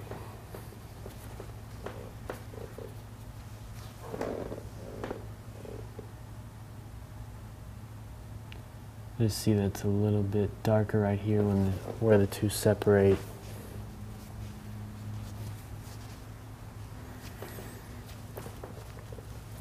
Now remember to switch to my light brush. Now this needs to feel light, but it needs to feel darker than this.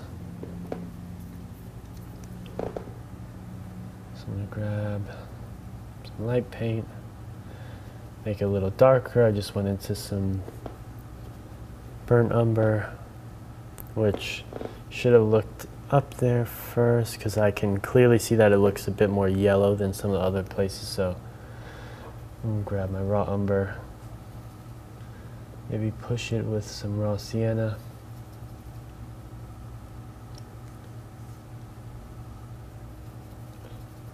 Grabbed into my Naples yellow light, which is kind of just a warm white.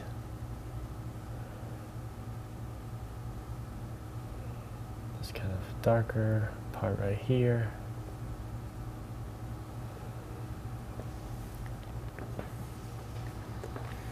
I'm seeing some nice greens down here. Let's see. Let's go lighter. Touch into my Viridian green. Some raw umber.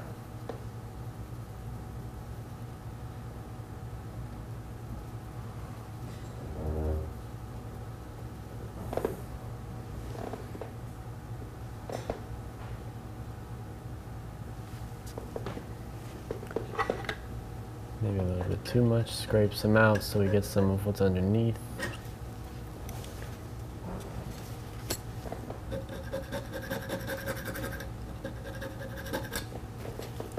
So now you still have a hint of green, but then you have some warmth showing through.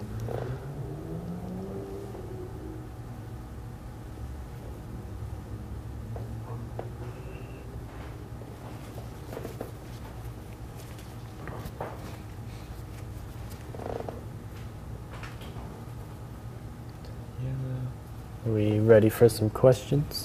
Yeah. So the first question is from Mustafa. Artist Michael Klein, while painting, you tried oiling out with retouch varnish and said some artists warn about it between layers. What is the difference between it and oiling out with oil and Gamsol?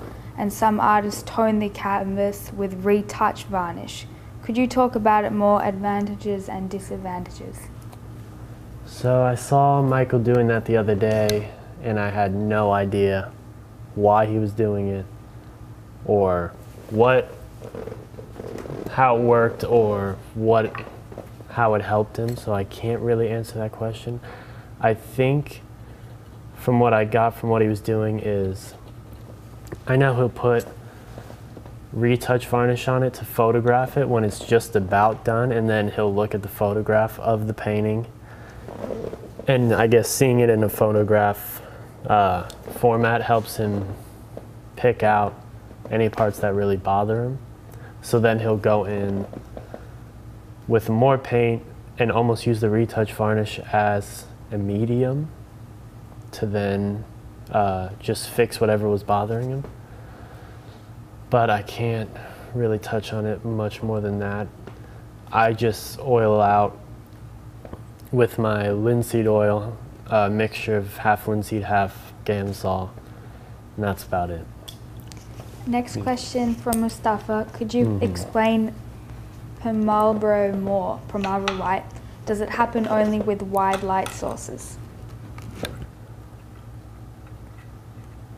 Talk about Marlboro White. Yeah, and could you explain Marlboro White more? Does it happen only with wide light sources? Not quite sure I understand the question. But I think with the only thing that I could think is maybe the word penumbra with wider light sources, and penumbra sounds like Primalba, so I'm gonna go with that. But Go with that. yeah, so basically with a wider light source you get a larger penumbra, basically this section between light and shadow, which I tend to paint more blue, that fades out more, where if it's a more harsher, narrow light source, it'll be a very harsh stop between the light and dark. With Marlboro White, I don't know much about it except for I was just trusting the fact that these two painters, Jeff Hine and Jeffrey Larson, are using them.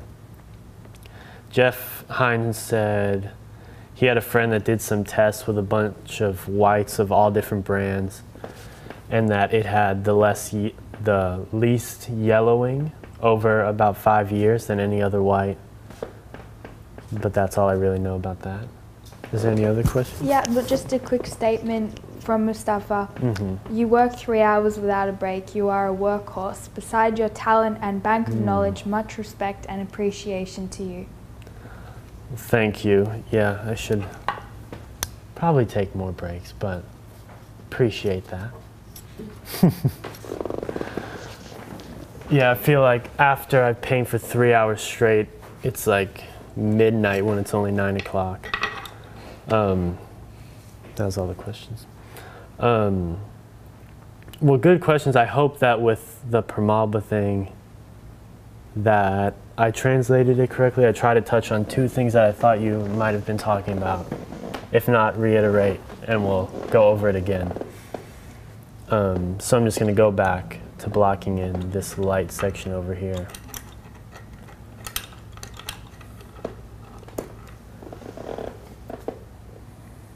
So I'm just thinking. And then once I kind of get this blocked in, basically just paint it in, then there's these little holes and such in the wood that I'm going to place on top with some really sharp edges that are going to help this texture fall back and feel like a flat surface, which I'll show you after I fill this in a bit more.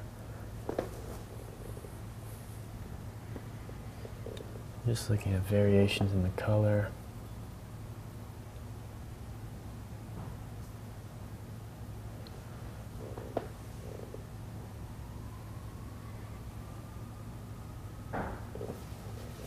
Fading that out a bit more.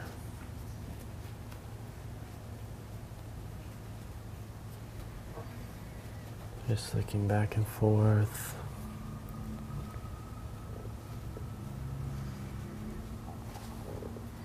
Okay, yeah, now I remember. I got this yellow down here because I was going to find this yellow color over here, which I was getting into my raw sienna.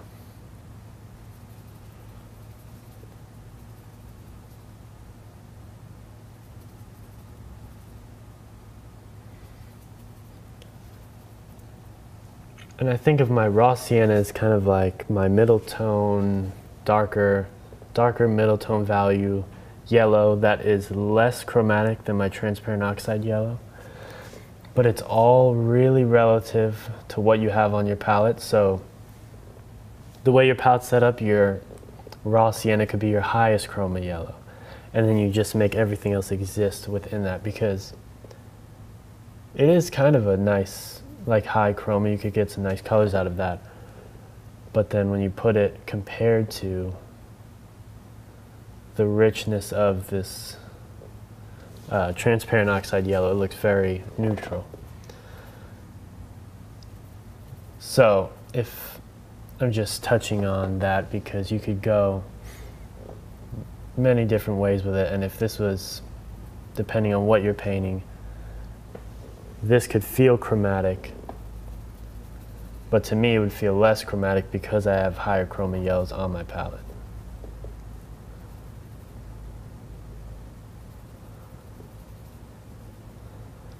So I'm just trying to bump up the value a little bit. So I went into my lemon yellow. I think that maybe it's too high chroma. Go into my raw umber.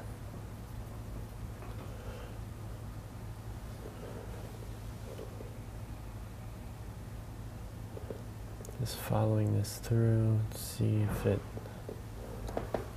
follows through.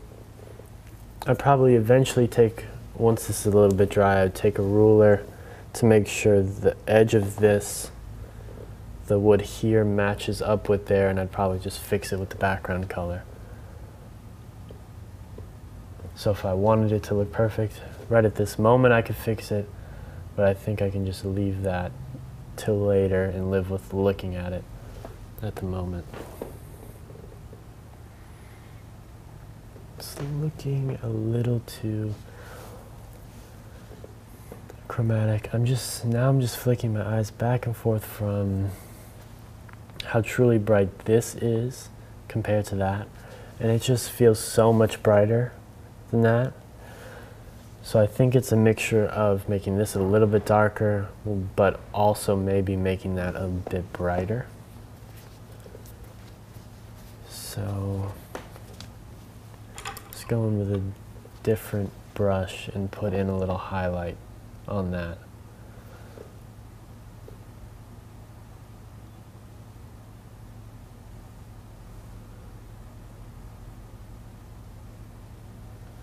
Let's see.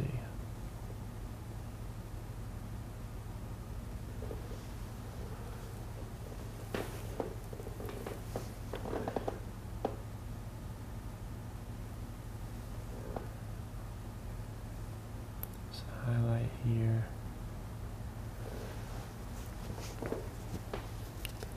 I will go in to fix that.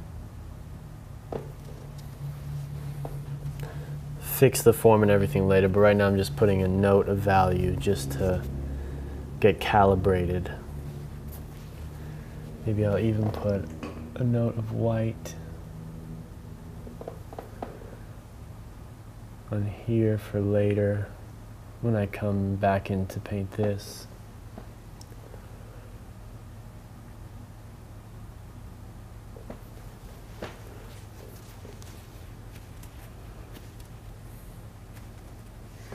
And then this background can also get a little bit darker around here. But for now, that's okay. So this is looking a bit too chromatic. More raw umber, some black. Let's bring down the chroma. A little more black and white, because the black brought it down in value too much. It's looking a bit too green, so I'm going to get some burnt umber.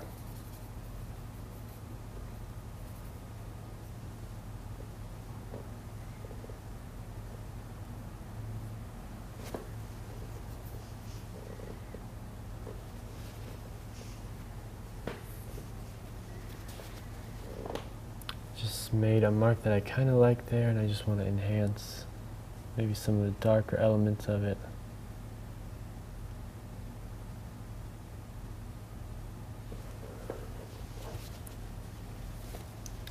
I just like how this lighter warmth is coming through right there. Then I see there's this kind of touch of light, cold value.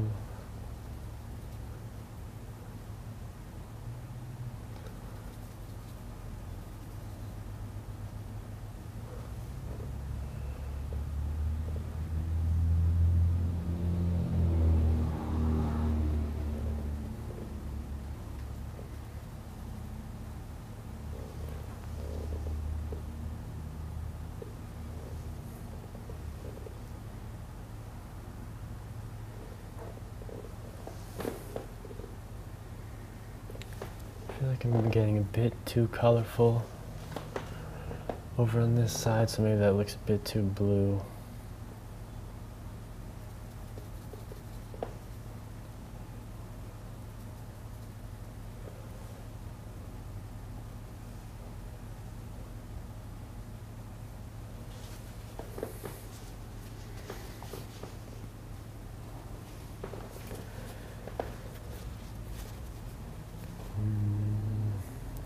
Looking what I can do next.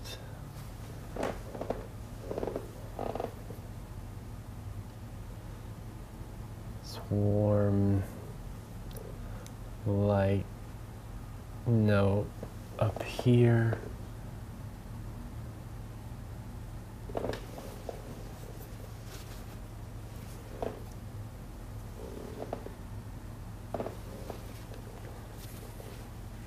And once I get back to painting this and really kind of turn the form here, you're going to be looking here less, but I want to just get it to a point where you're not really looking at it too much.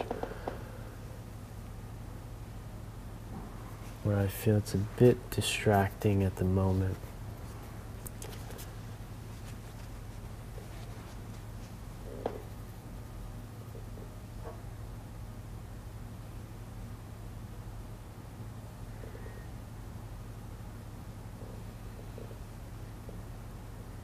Just adding in some darks.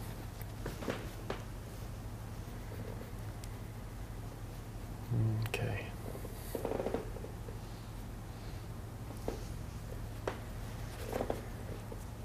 Just want to add in some light over here.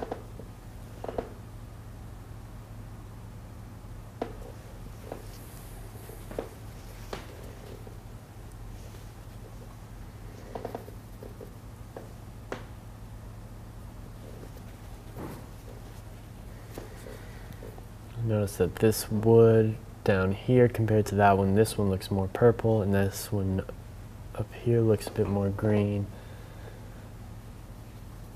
Grab some purple.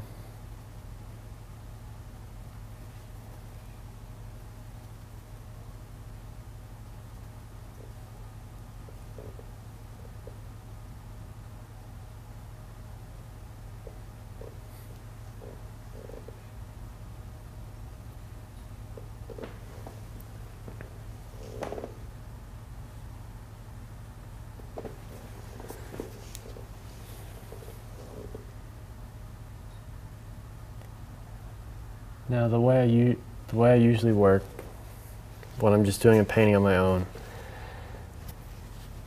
is very much in this fashion, as in I kind of choose an area I want to focus on after the block-in, because the block-in I'm kind of trying to get everywhere.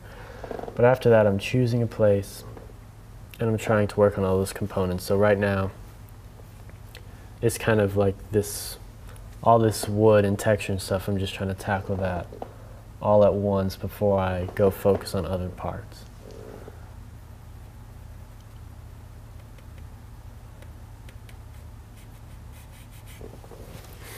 Plus, I also think that it's going to take some time, whereas in this I have worked up a good bit along with the egg, and I don't think the paper will take much time, so I just wanted to spend a good amount of time on this so that we can go a little bit faster through the other parts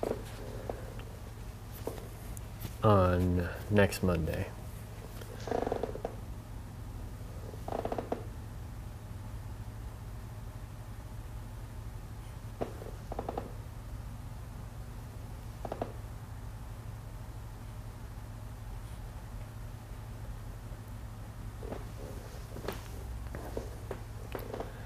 Just lightening up this edge a little bit, even though it's necessarily not that bright.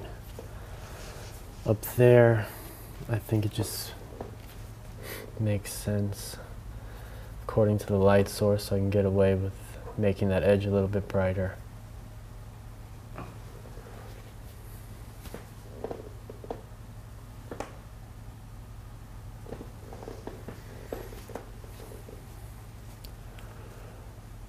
Just looking back and forth.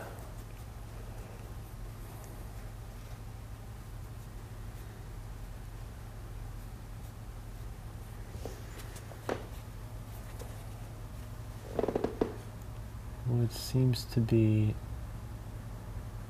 right up until this point, then it kind of chops down. Might fix that later. I'm going to get into some of the wood over here first.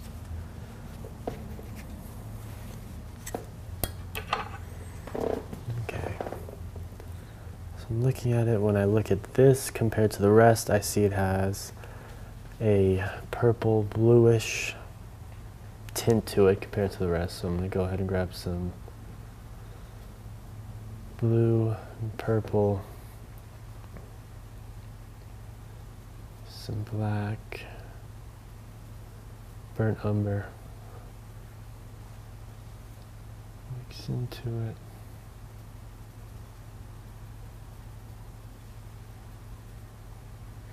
How much time do we have? It's just come 8 o'clock. So Oh, wait. just do it. Okay.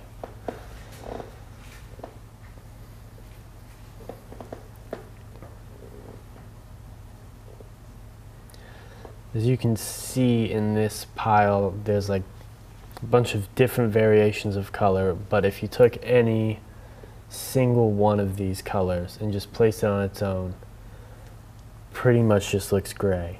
But it's what it's surrounded by that gives it its different value and or not value, but its different chroma and slight tint of color compared to the rest of what's around it.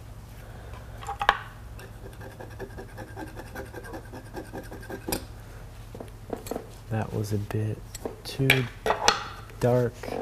Let's bump it up a little bit. So I brought that up basically because I see that this is a little bit more blue than the rest of everything. That doesn't mean I need to make a super chromatic blue. I just have to make something that's more blue than what I already have. Even though if you took it on its own and placed it on a clean palette, it would probably just look like a dirty gray or something.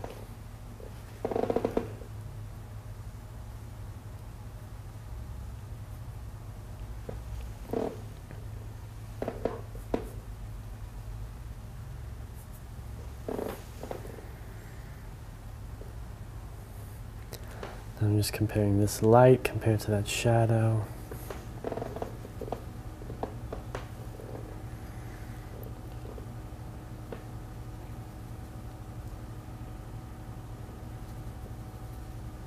A little bit lighter, a little bit warmer as we get to this edge.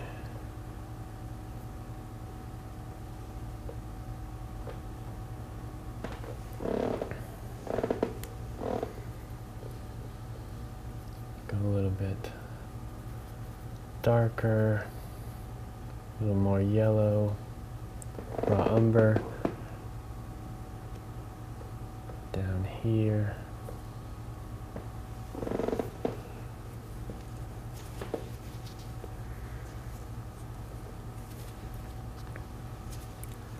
Is this kind of dark round spot? Might try and get that. Let's see. It's pretty neutral. Just put some black into my warm color here.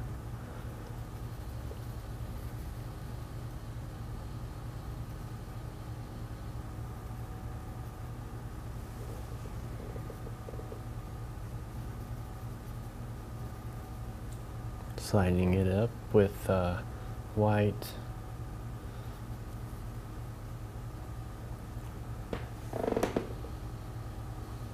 I can already tell that's a bit too dark. Add some white to it.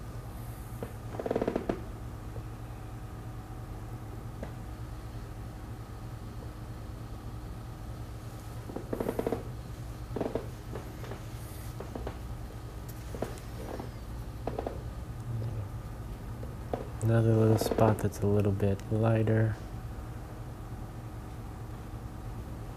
over here.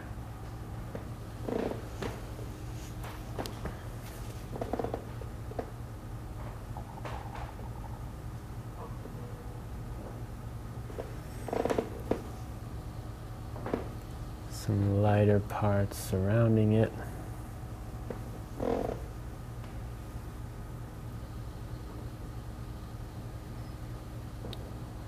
A little more purple than blue.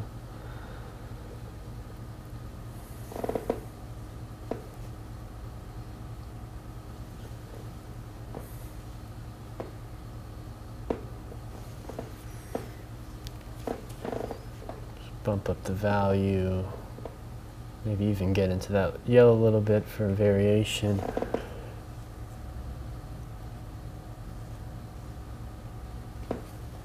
Some little parts hitting the light over here. A little piece over there. Let's bump it up even more.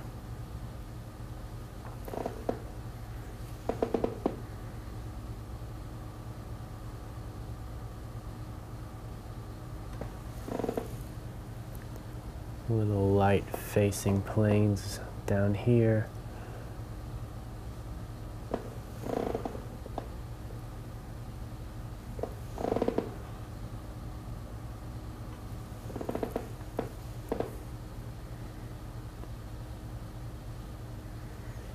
Just looking back and forth, trying to see little ways I can simplify it.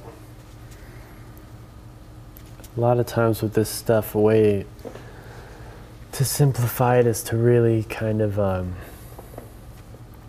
get some information on the inside and then really chisel out the outside edges. So if I wanted to, I could start just chiseling out the outside. So I know that this top edge is facing up and I can see some of that.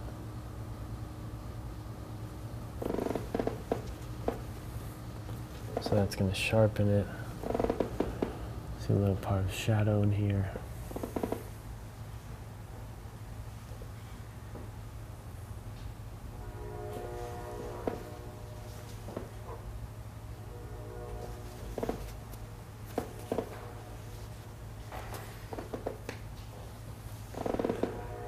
Let's bring that up a little bit more.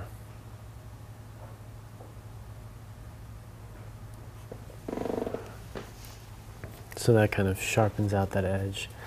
You can see into this kind of crevice right here, and I can see the shadow end of this. I'm going to clean off my brush a little bit.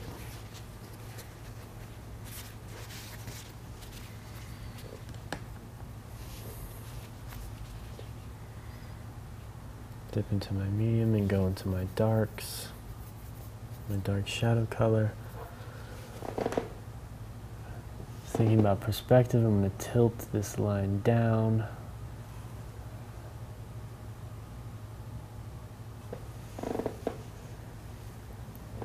Paint that in.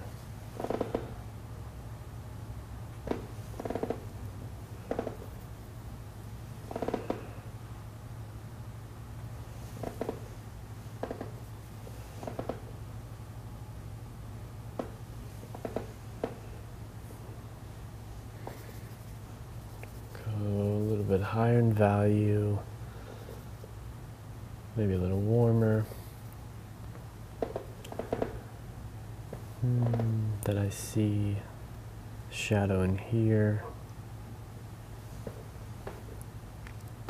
maybe a little bit lighter.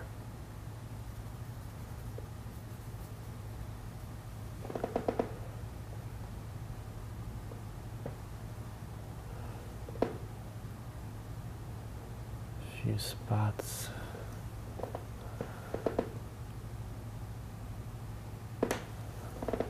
The shadow, or a few little chips in there, so I get some of that shadow value.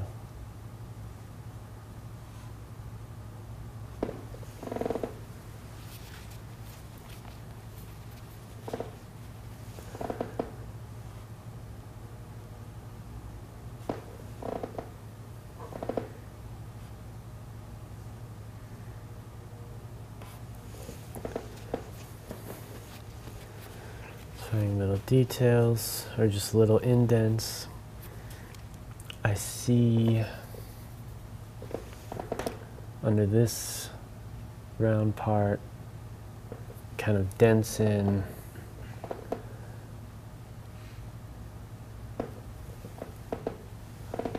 Dents in here.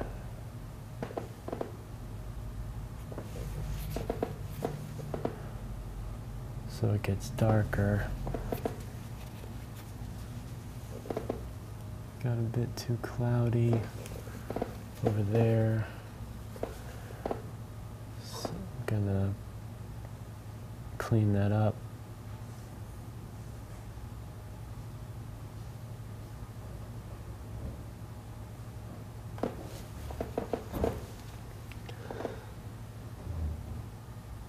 So now I'm thinking that it indented, but then it also curls back up into the light.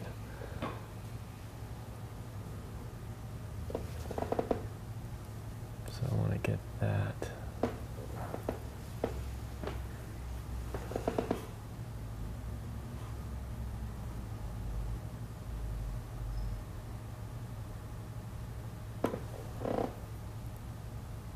I want it to fade back into that light area.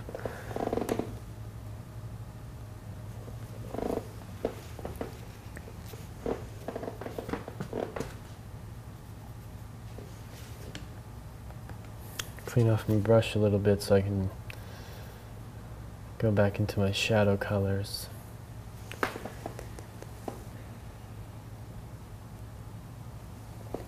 Cleaning that up a bit.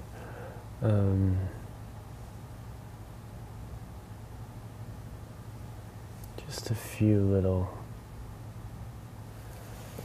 accent marks.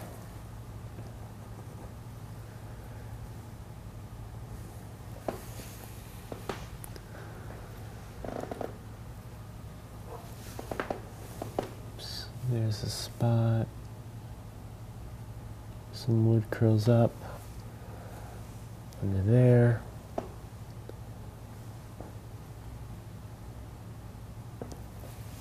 Wood chips up. Gets lighter down here, sharp edge.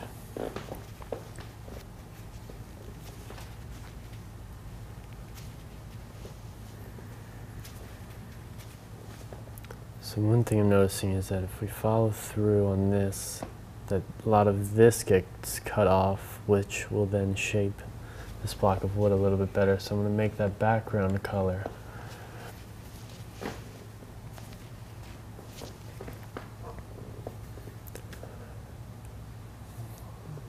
Which, let's see, is probably black, burnt umber,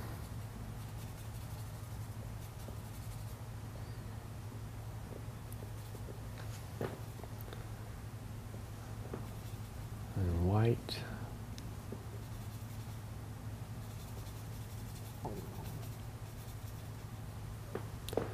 and test it. My color is too dark. Add more white.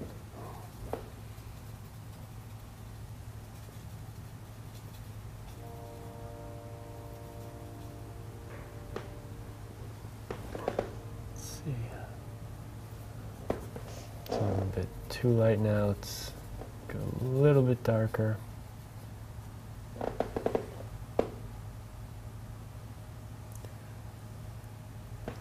Seems about right. Okay. So I'm just going to follow, just holding my brush up, and the edge of my brush I'm letting touch this top edge of this wood, and then just to see where it follows through on my canvas.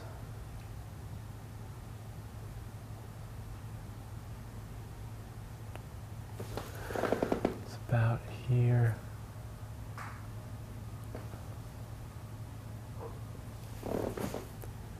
Now, I guess I looked and then I put down a guess. Now I'm going to check to adjust it. Pretty much here.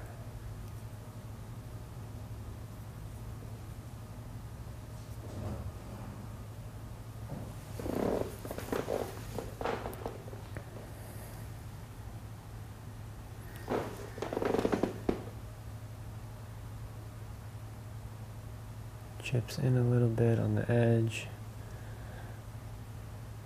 These edges are a bit rough.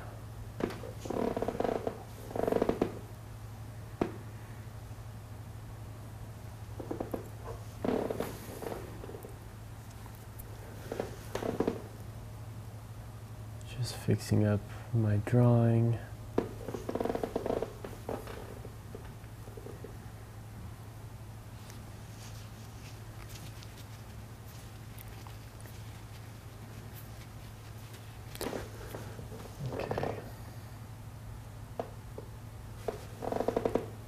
Really want to hit some highlights down here.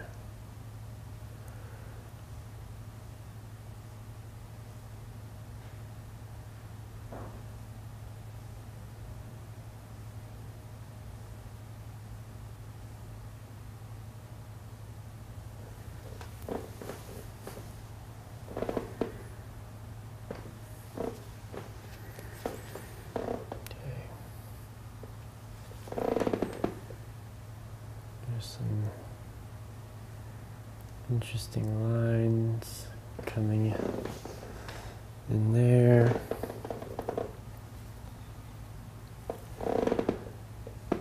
Few darker spots.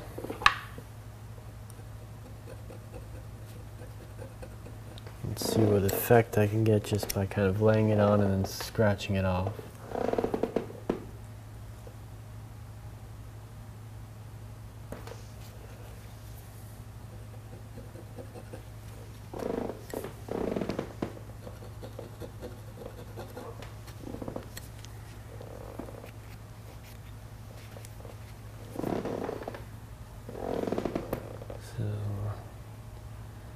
Let's see if we're gonna paint this here like a shadow.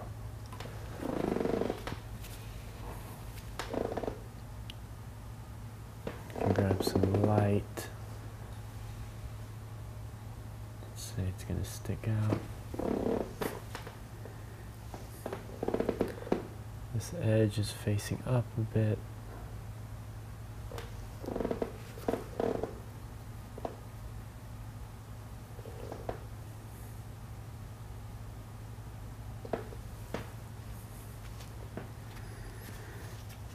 Anyway, not too worried about this edge.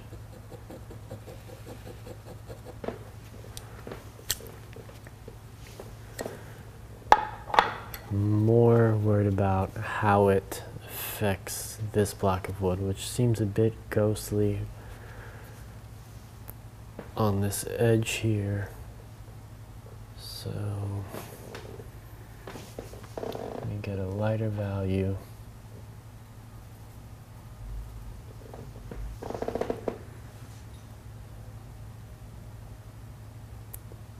What I'm doing is I'm just trying to sharpen the edge of this block of wood so it feels separate from this piece back here.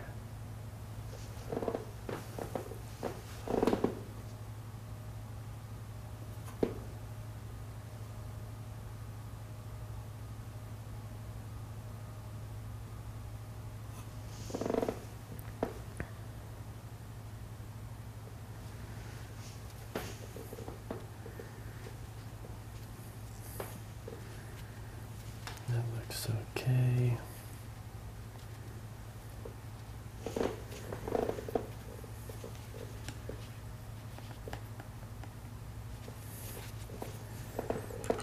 get the brush that I used for the shadow over there. Remix it dark, transparent oxide red, ultramarine blue.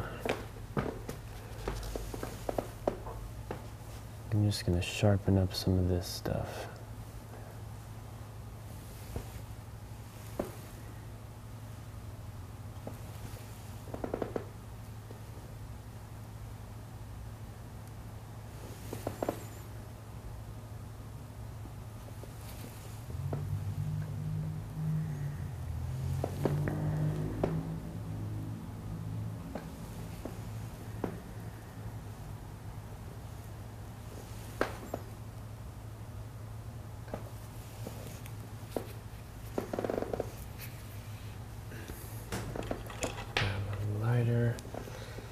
Grab my little brush.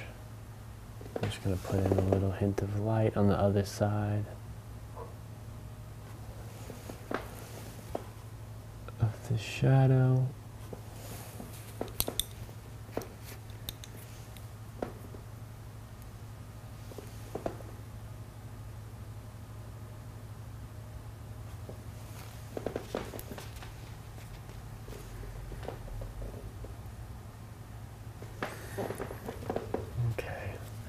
So I'm going to get into this stick here.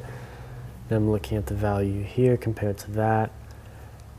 Right now I have this is lighter than that, but in reality this is a good bit darker. So that's a good place to start and compare. I'm noticing it's a darker, but it's also cooler. Has a touch of purple to it. I used a bit too much medium, so my paint's a bit too wet and I don't want that, so I'm gonna remix my color with more pigment and less medium. So I'm gonna get black, red, and white.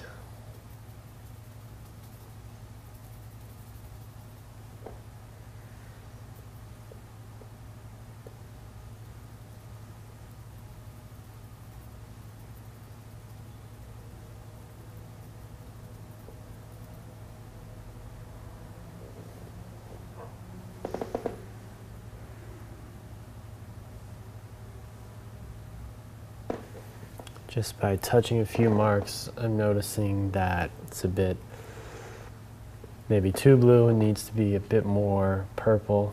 So I'm going to add a little bit of purple, a little bit of burnt umber to add some red.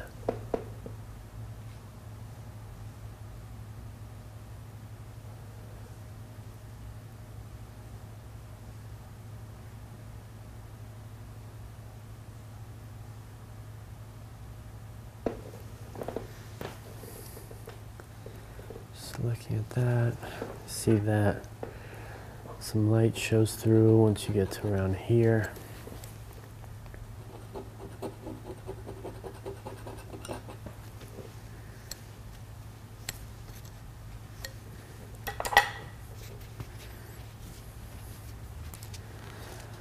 Bottom left edge is a little bit darker than what I have it, so I'm going to go darker.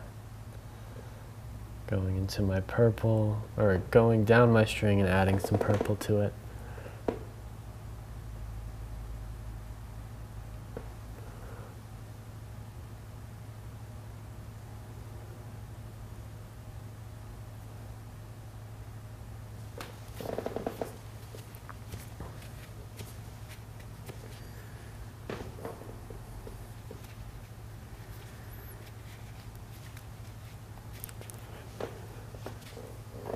Creep up my value scale.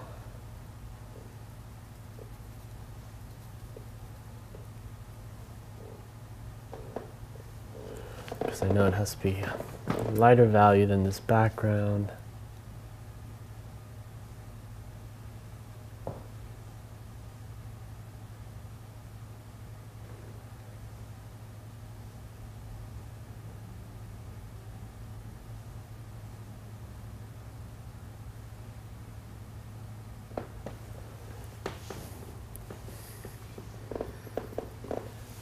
down a little bit,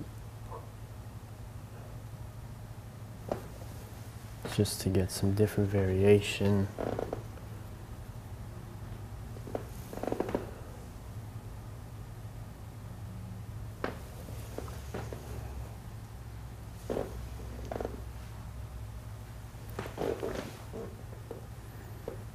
Just want to lean back and look at my overall painting.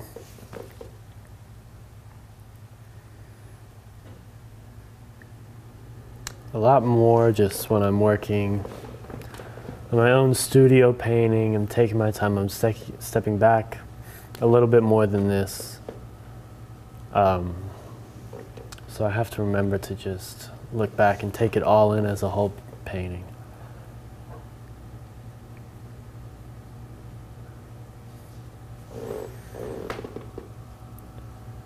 There's some little interesting pieces of wood that are sticking out, that if I just use the very edge of the brush,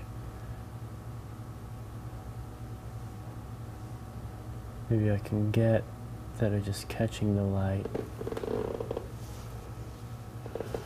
Then after this I'll go in with my shadow color and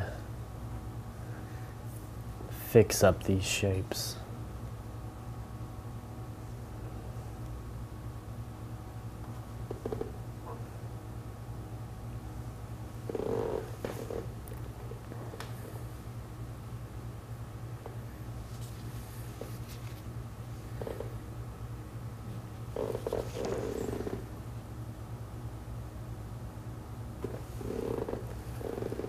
Catching a little bit of light here.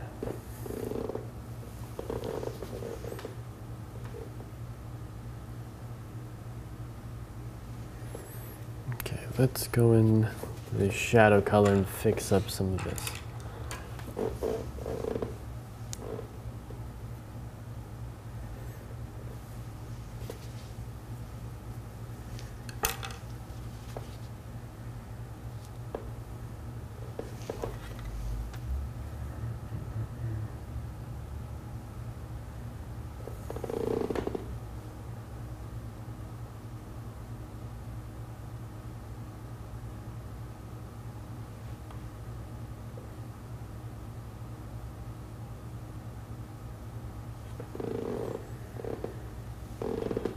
Gets quite dark in here.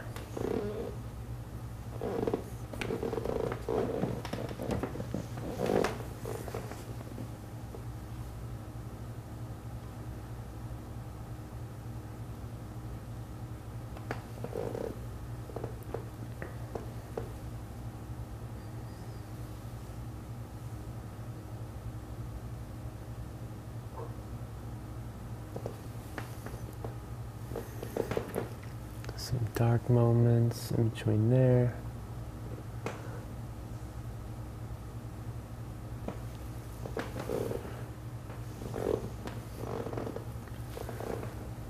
A little bit of shadow right along this edge.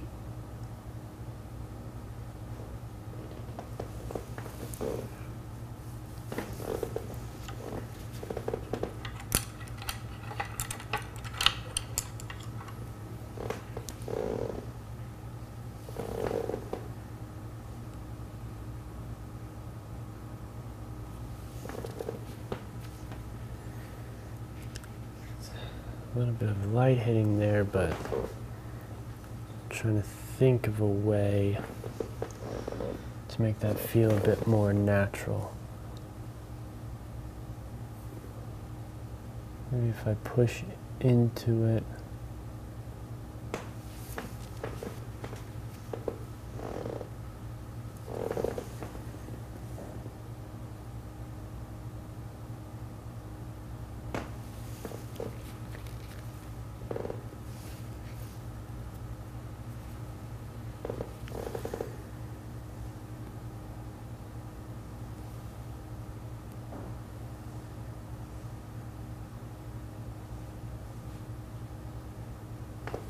Just finding some more shadows.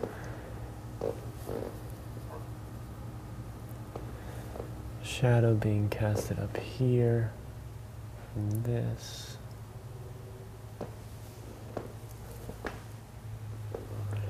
And it even comes out a bit over here.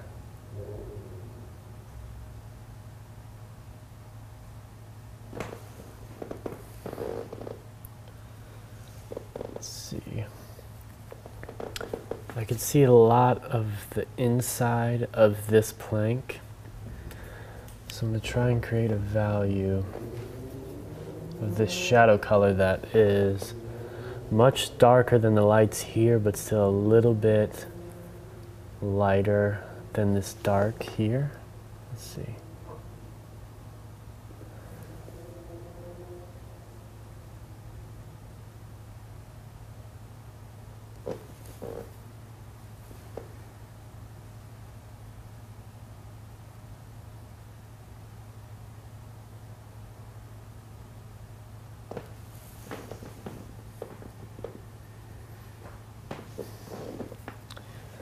Such an interesting value because it's very close to this value, just slightly darker, but a little bit lighter than this one.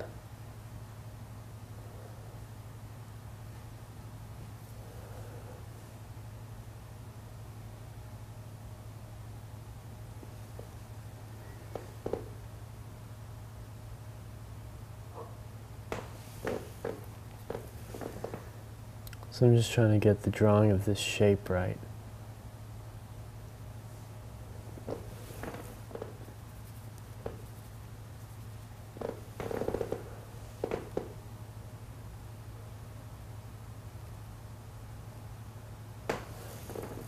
Goes down into there, down into this shadow. You can see it a little bit here. A little piece of it sticks up in here.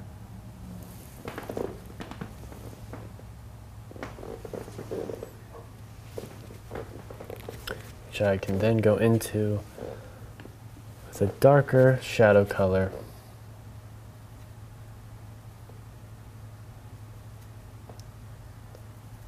And just chisel out these shapes a bit more. So right in between here, maybe I'll fade it into the shadow.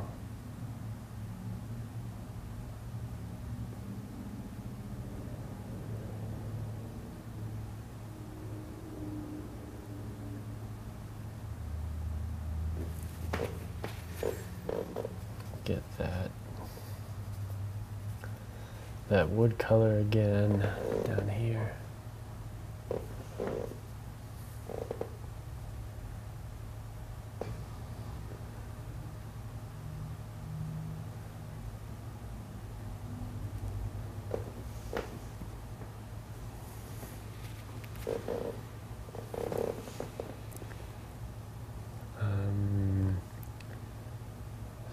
A little bit of paint, a little bit of shadow color. Down here, I'm just looking, there's a lot of stuff going on because this is, you know, some wood that's been really tattered up. So I'm just picking out the little shapes that I like and I think that makes sense with what I've already got down there.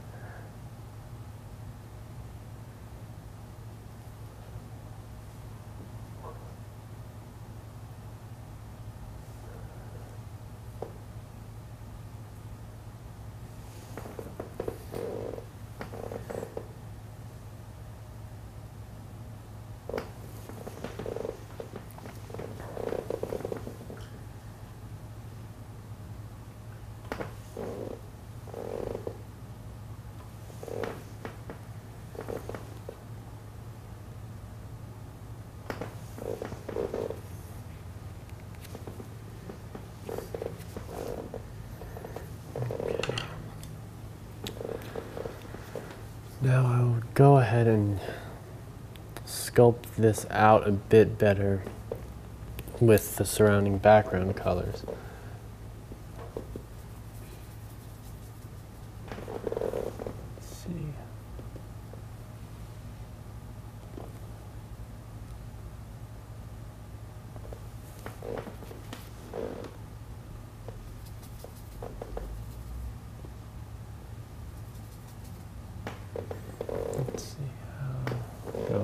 darker than that.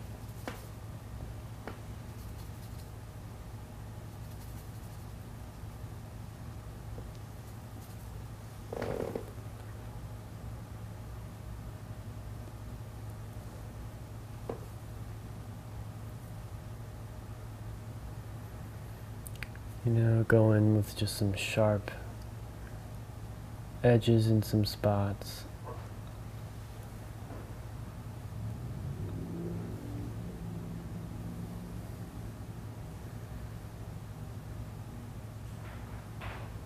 Maybe it splits open a bit here. And that could look cool.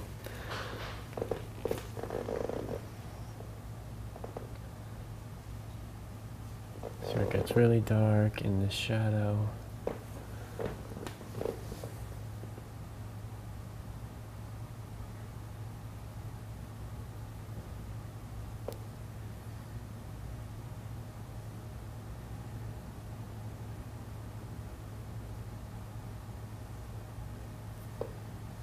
So a bit of darker area in here. Don't need to go crazy with that, but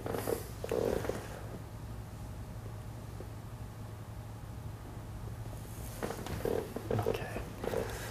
So I'm just gonna look back and assess the painting.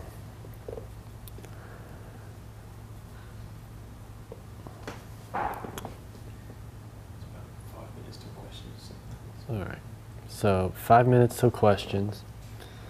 So if you have any other questions, please feel free to ask.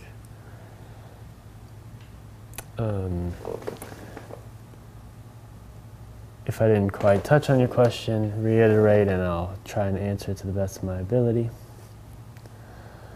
But where we're at now is basically, you know, we're coming towards the end, and most of the time, the whole day basically was working on the wood. You know, it's just the part I like about the painting, so I was trying to get some cool textures, and it just takes a little bit of time. But next week I'll definitely get into a bit more of, you know, this main object, the egg, and a little bit more detail on the paper, so that you'll see that once these things get brought to a more refined finish, that this is going to sit back and just feel more natural. But my way of painting is, for the most part, back to front, so I'm going to finish some of the background stuff and then the real heavy three-dimensional stuff on top of it. If I had all the time in the world, I probably would have gone today and just spent, you know, almost half the day or whatever on just finishing off the background before I went on to the wood, but I didn't want to waste too much time because I knew it would take a while just to paint these wood textures and stuff. So moving along, I feel like this dips down a little bit here.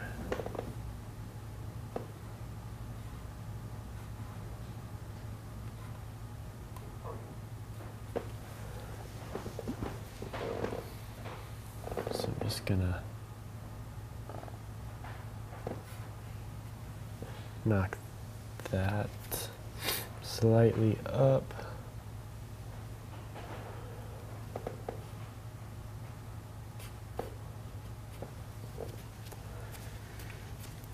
Now, this area here,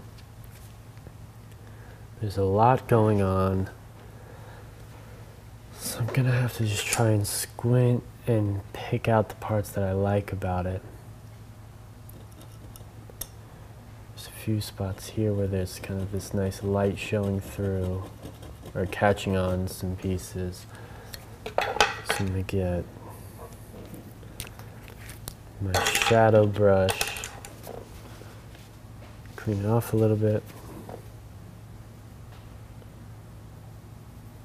remix my shadow color. Then when I'm looking at something that's really complicated, like all the information in here, what I'm going to do is I'm going to look at it and I'm going to squint to just kind of see the overall shapes that pop out to me. So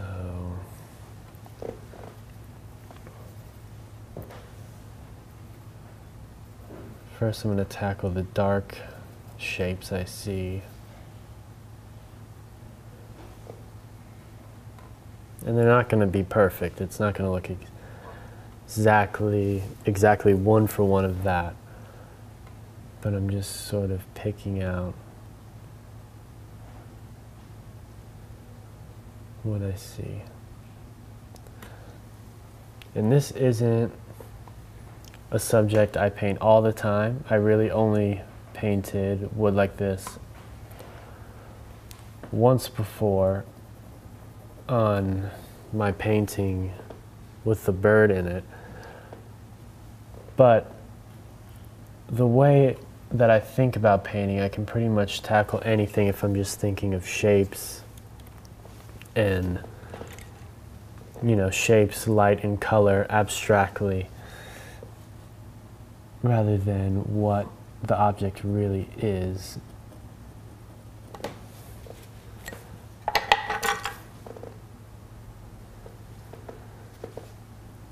Just thinking that there's a little point there.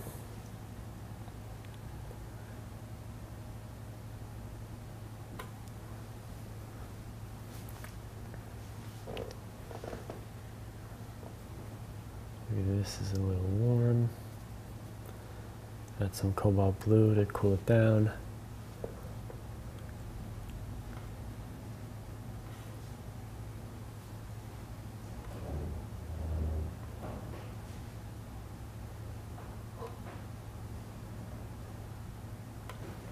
There's a few places here where the wood lifts up.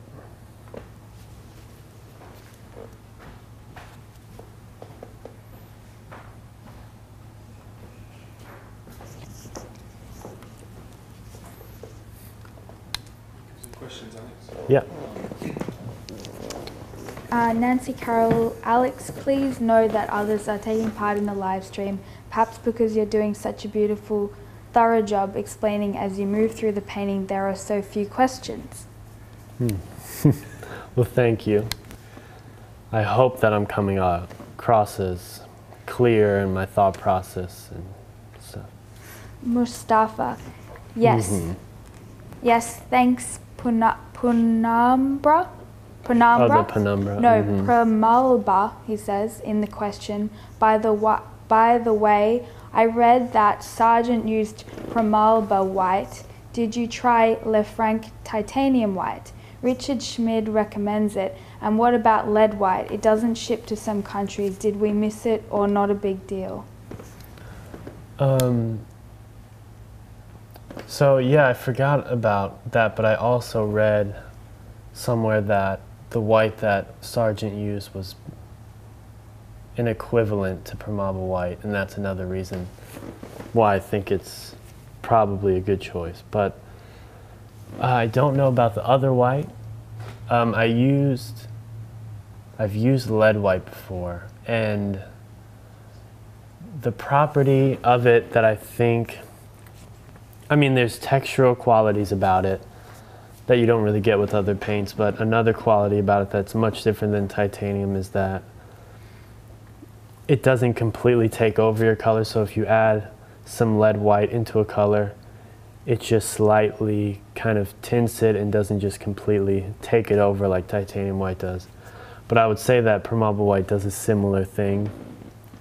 You know, I just think about painters who are creating masterpiece paintings like Odd Nerdrum's a great example. I'm thinking about, you know, he's getting these awesome textures, he's creating these super luminous paintings, and he's just using titanium white. So if there's any white that you can't get because it doesn't ship to you or something, I don't think you're truly at any loss. But yeah. Vimala, is it okay to mix white with darker colors when you paint shadows? In some cases, you have to do it, but I would say that it only makes sense if the area is a kind of neutral color. So there's spots in this shadow where it's a neutral gray color and it's a little bit lighter, so adding some white into it makes sense. And I'm adding it in thinly, I'm not painting it super thick. But in most cases, you would try not to use white in your shadows. Even, I would say, try and bump up, if you can, bump up your shadows with one of your high value, high chroma colors that doesn't have white in it. So some of them do, if you read the back of the paint tube, like my Naples Yellow Light has titanium in it, so I wouldn't use that. If a good one to use is like this lemon yellow hue, to kind of just bump up the color a little bit, or bump up the value a little bit without adding white, and it still has a richer quality to it. But if you have to, then you can. But like in areas like this paper, I'm probably going to have to add white because it's such a high value shadow, but I still want to keep the richness of chroma much higher than the paper itself. Mustafa says, I can see you painted the background warmer. How do you decide the background color? Contrast to the subject, or harmony, or neutral, like a portrait of a man with a red shirt, or a still life of apples and bananas, warm objects? My instinct, or I guess my process of how I go about colors is I pretty much paint everything warmer first. Or yeah, I paint it warmer first. So what you're seeing is, one, the camera might be making it slightly warmer, but I did paint it warmer. But when you look at these actual pieces of paint that isn't showing the warmth through it, they're quite cold and neutral. But I've let this warmth show through, which then I'll paint on top of. So my second layer on here will be colder and a little bit darker in that, and I paint it warm first so that some of that warmth shows through my colder colors. So I am planning on making that colder. The last question is from Mustafa. What are you planning for the next lecture? Are you making the values lighter for upcoming glazing? Well, that was more so what I did last session. So some of this stuff is already keyed lighter for not so much glazing, but scumbling on top. So this stuff is all a little bit lighter than what I want it to be. As well as this. And so I'm looking, and when I look at this, I'm keying these values as bright as they are in comparison to the stuff around it. So this, if I compare it directly to that, might still even seem a bit darker than it needs to be, but once this is brought a little bit darker, this will come off as brighter, and then if I need to, I can go over and just sort of glaze over this thick paint, which will then give a really nice quality to it, because there'll be all these ridges sticking up, and then some of the paint will get stuck in the ridges and stuff like that. But my mind isn't really thinking about keying lighter at this point now. Is that all the question? And how much time is it? 10 minutes. Okay. So we have just about 10 minutes left, so I'm just gonna look over everything. I can add a few more little moments in here, knowing that I'll probably have to come back to it. But my first two sessions were about you know, getting a general value of stuff but going a bit brighter.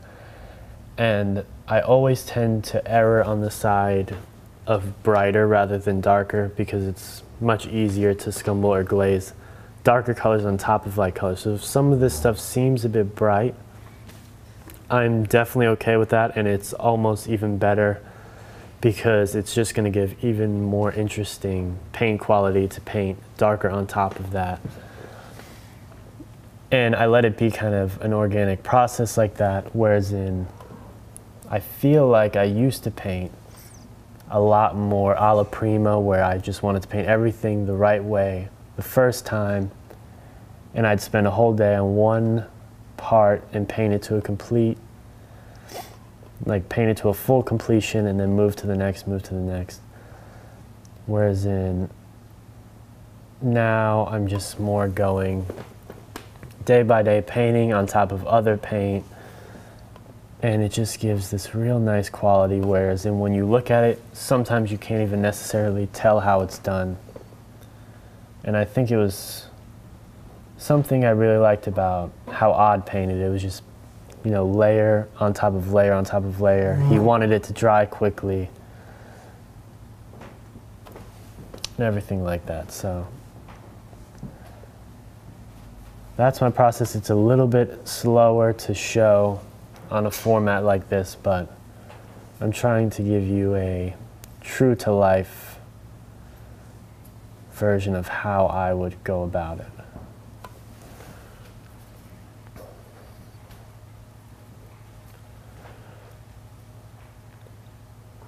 Some darker areas over here.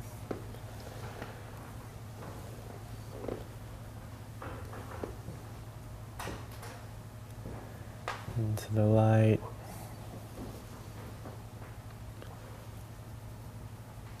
Some warmer, lighter areas. And again, this is some stuff that is just gonna be able to build on. You know, maybe later I'll go on with some chunkier paint.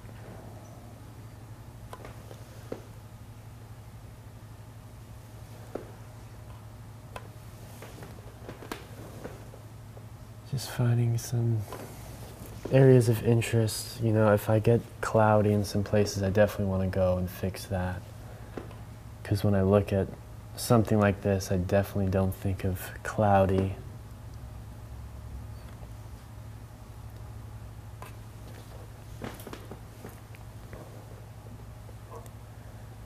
Fixing, just putting a few dark accents here.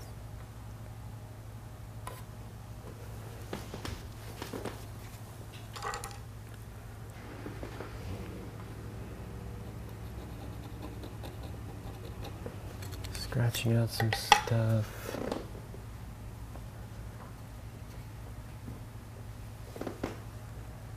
Some light warms that I can find in here.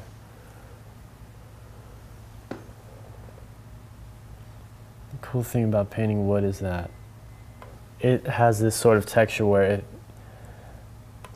if you want to keep painting on top of painting and thick paint on top of thick paint, it's actually going to lend to making it feel like wood and not overly painted.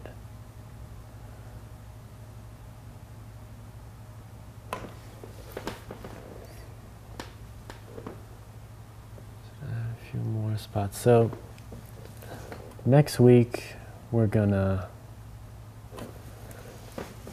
I'm gonna really try and, it's our last day, so I'm gonna really try and just clean up some areas and really, maybe I'll focus on bringing this to more of a finish and this stuff here. I can show you some ways that I can just quickly accent like the edges of the table and stuff to make it feel like sort of a unfinished finish that looks more painterly, so that you're more looking up here.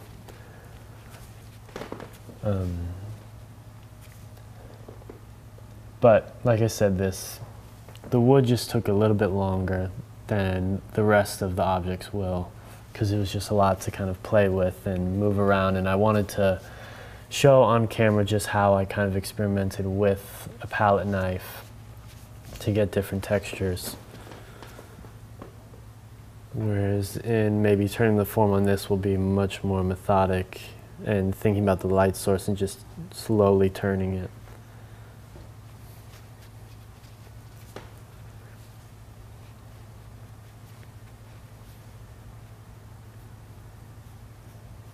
Just scanning my eye back and forth.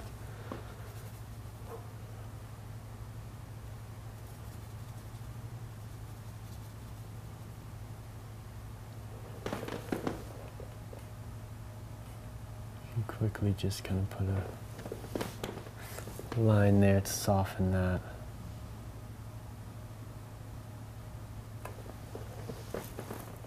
Which again is a transition from dark to light, so I went kind of a bluer route.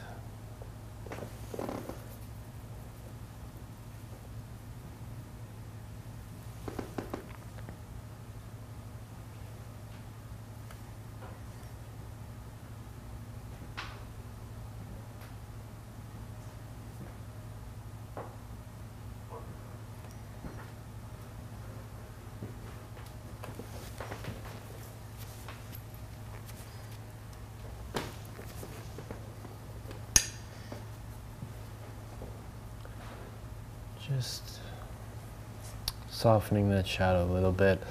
It's just, I just kind of looked around at since it's about to be done, or time's about to run out, so I'm just looking at anything that might be hard to paint into next Monday, so I'm just softening this edge, because if it dried really hard like that, it might be hard to paint into.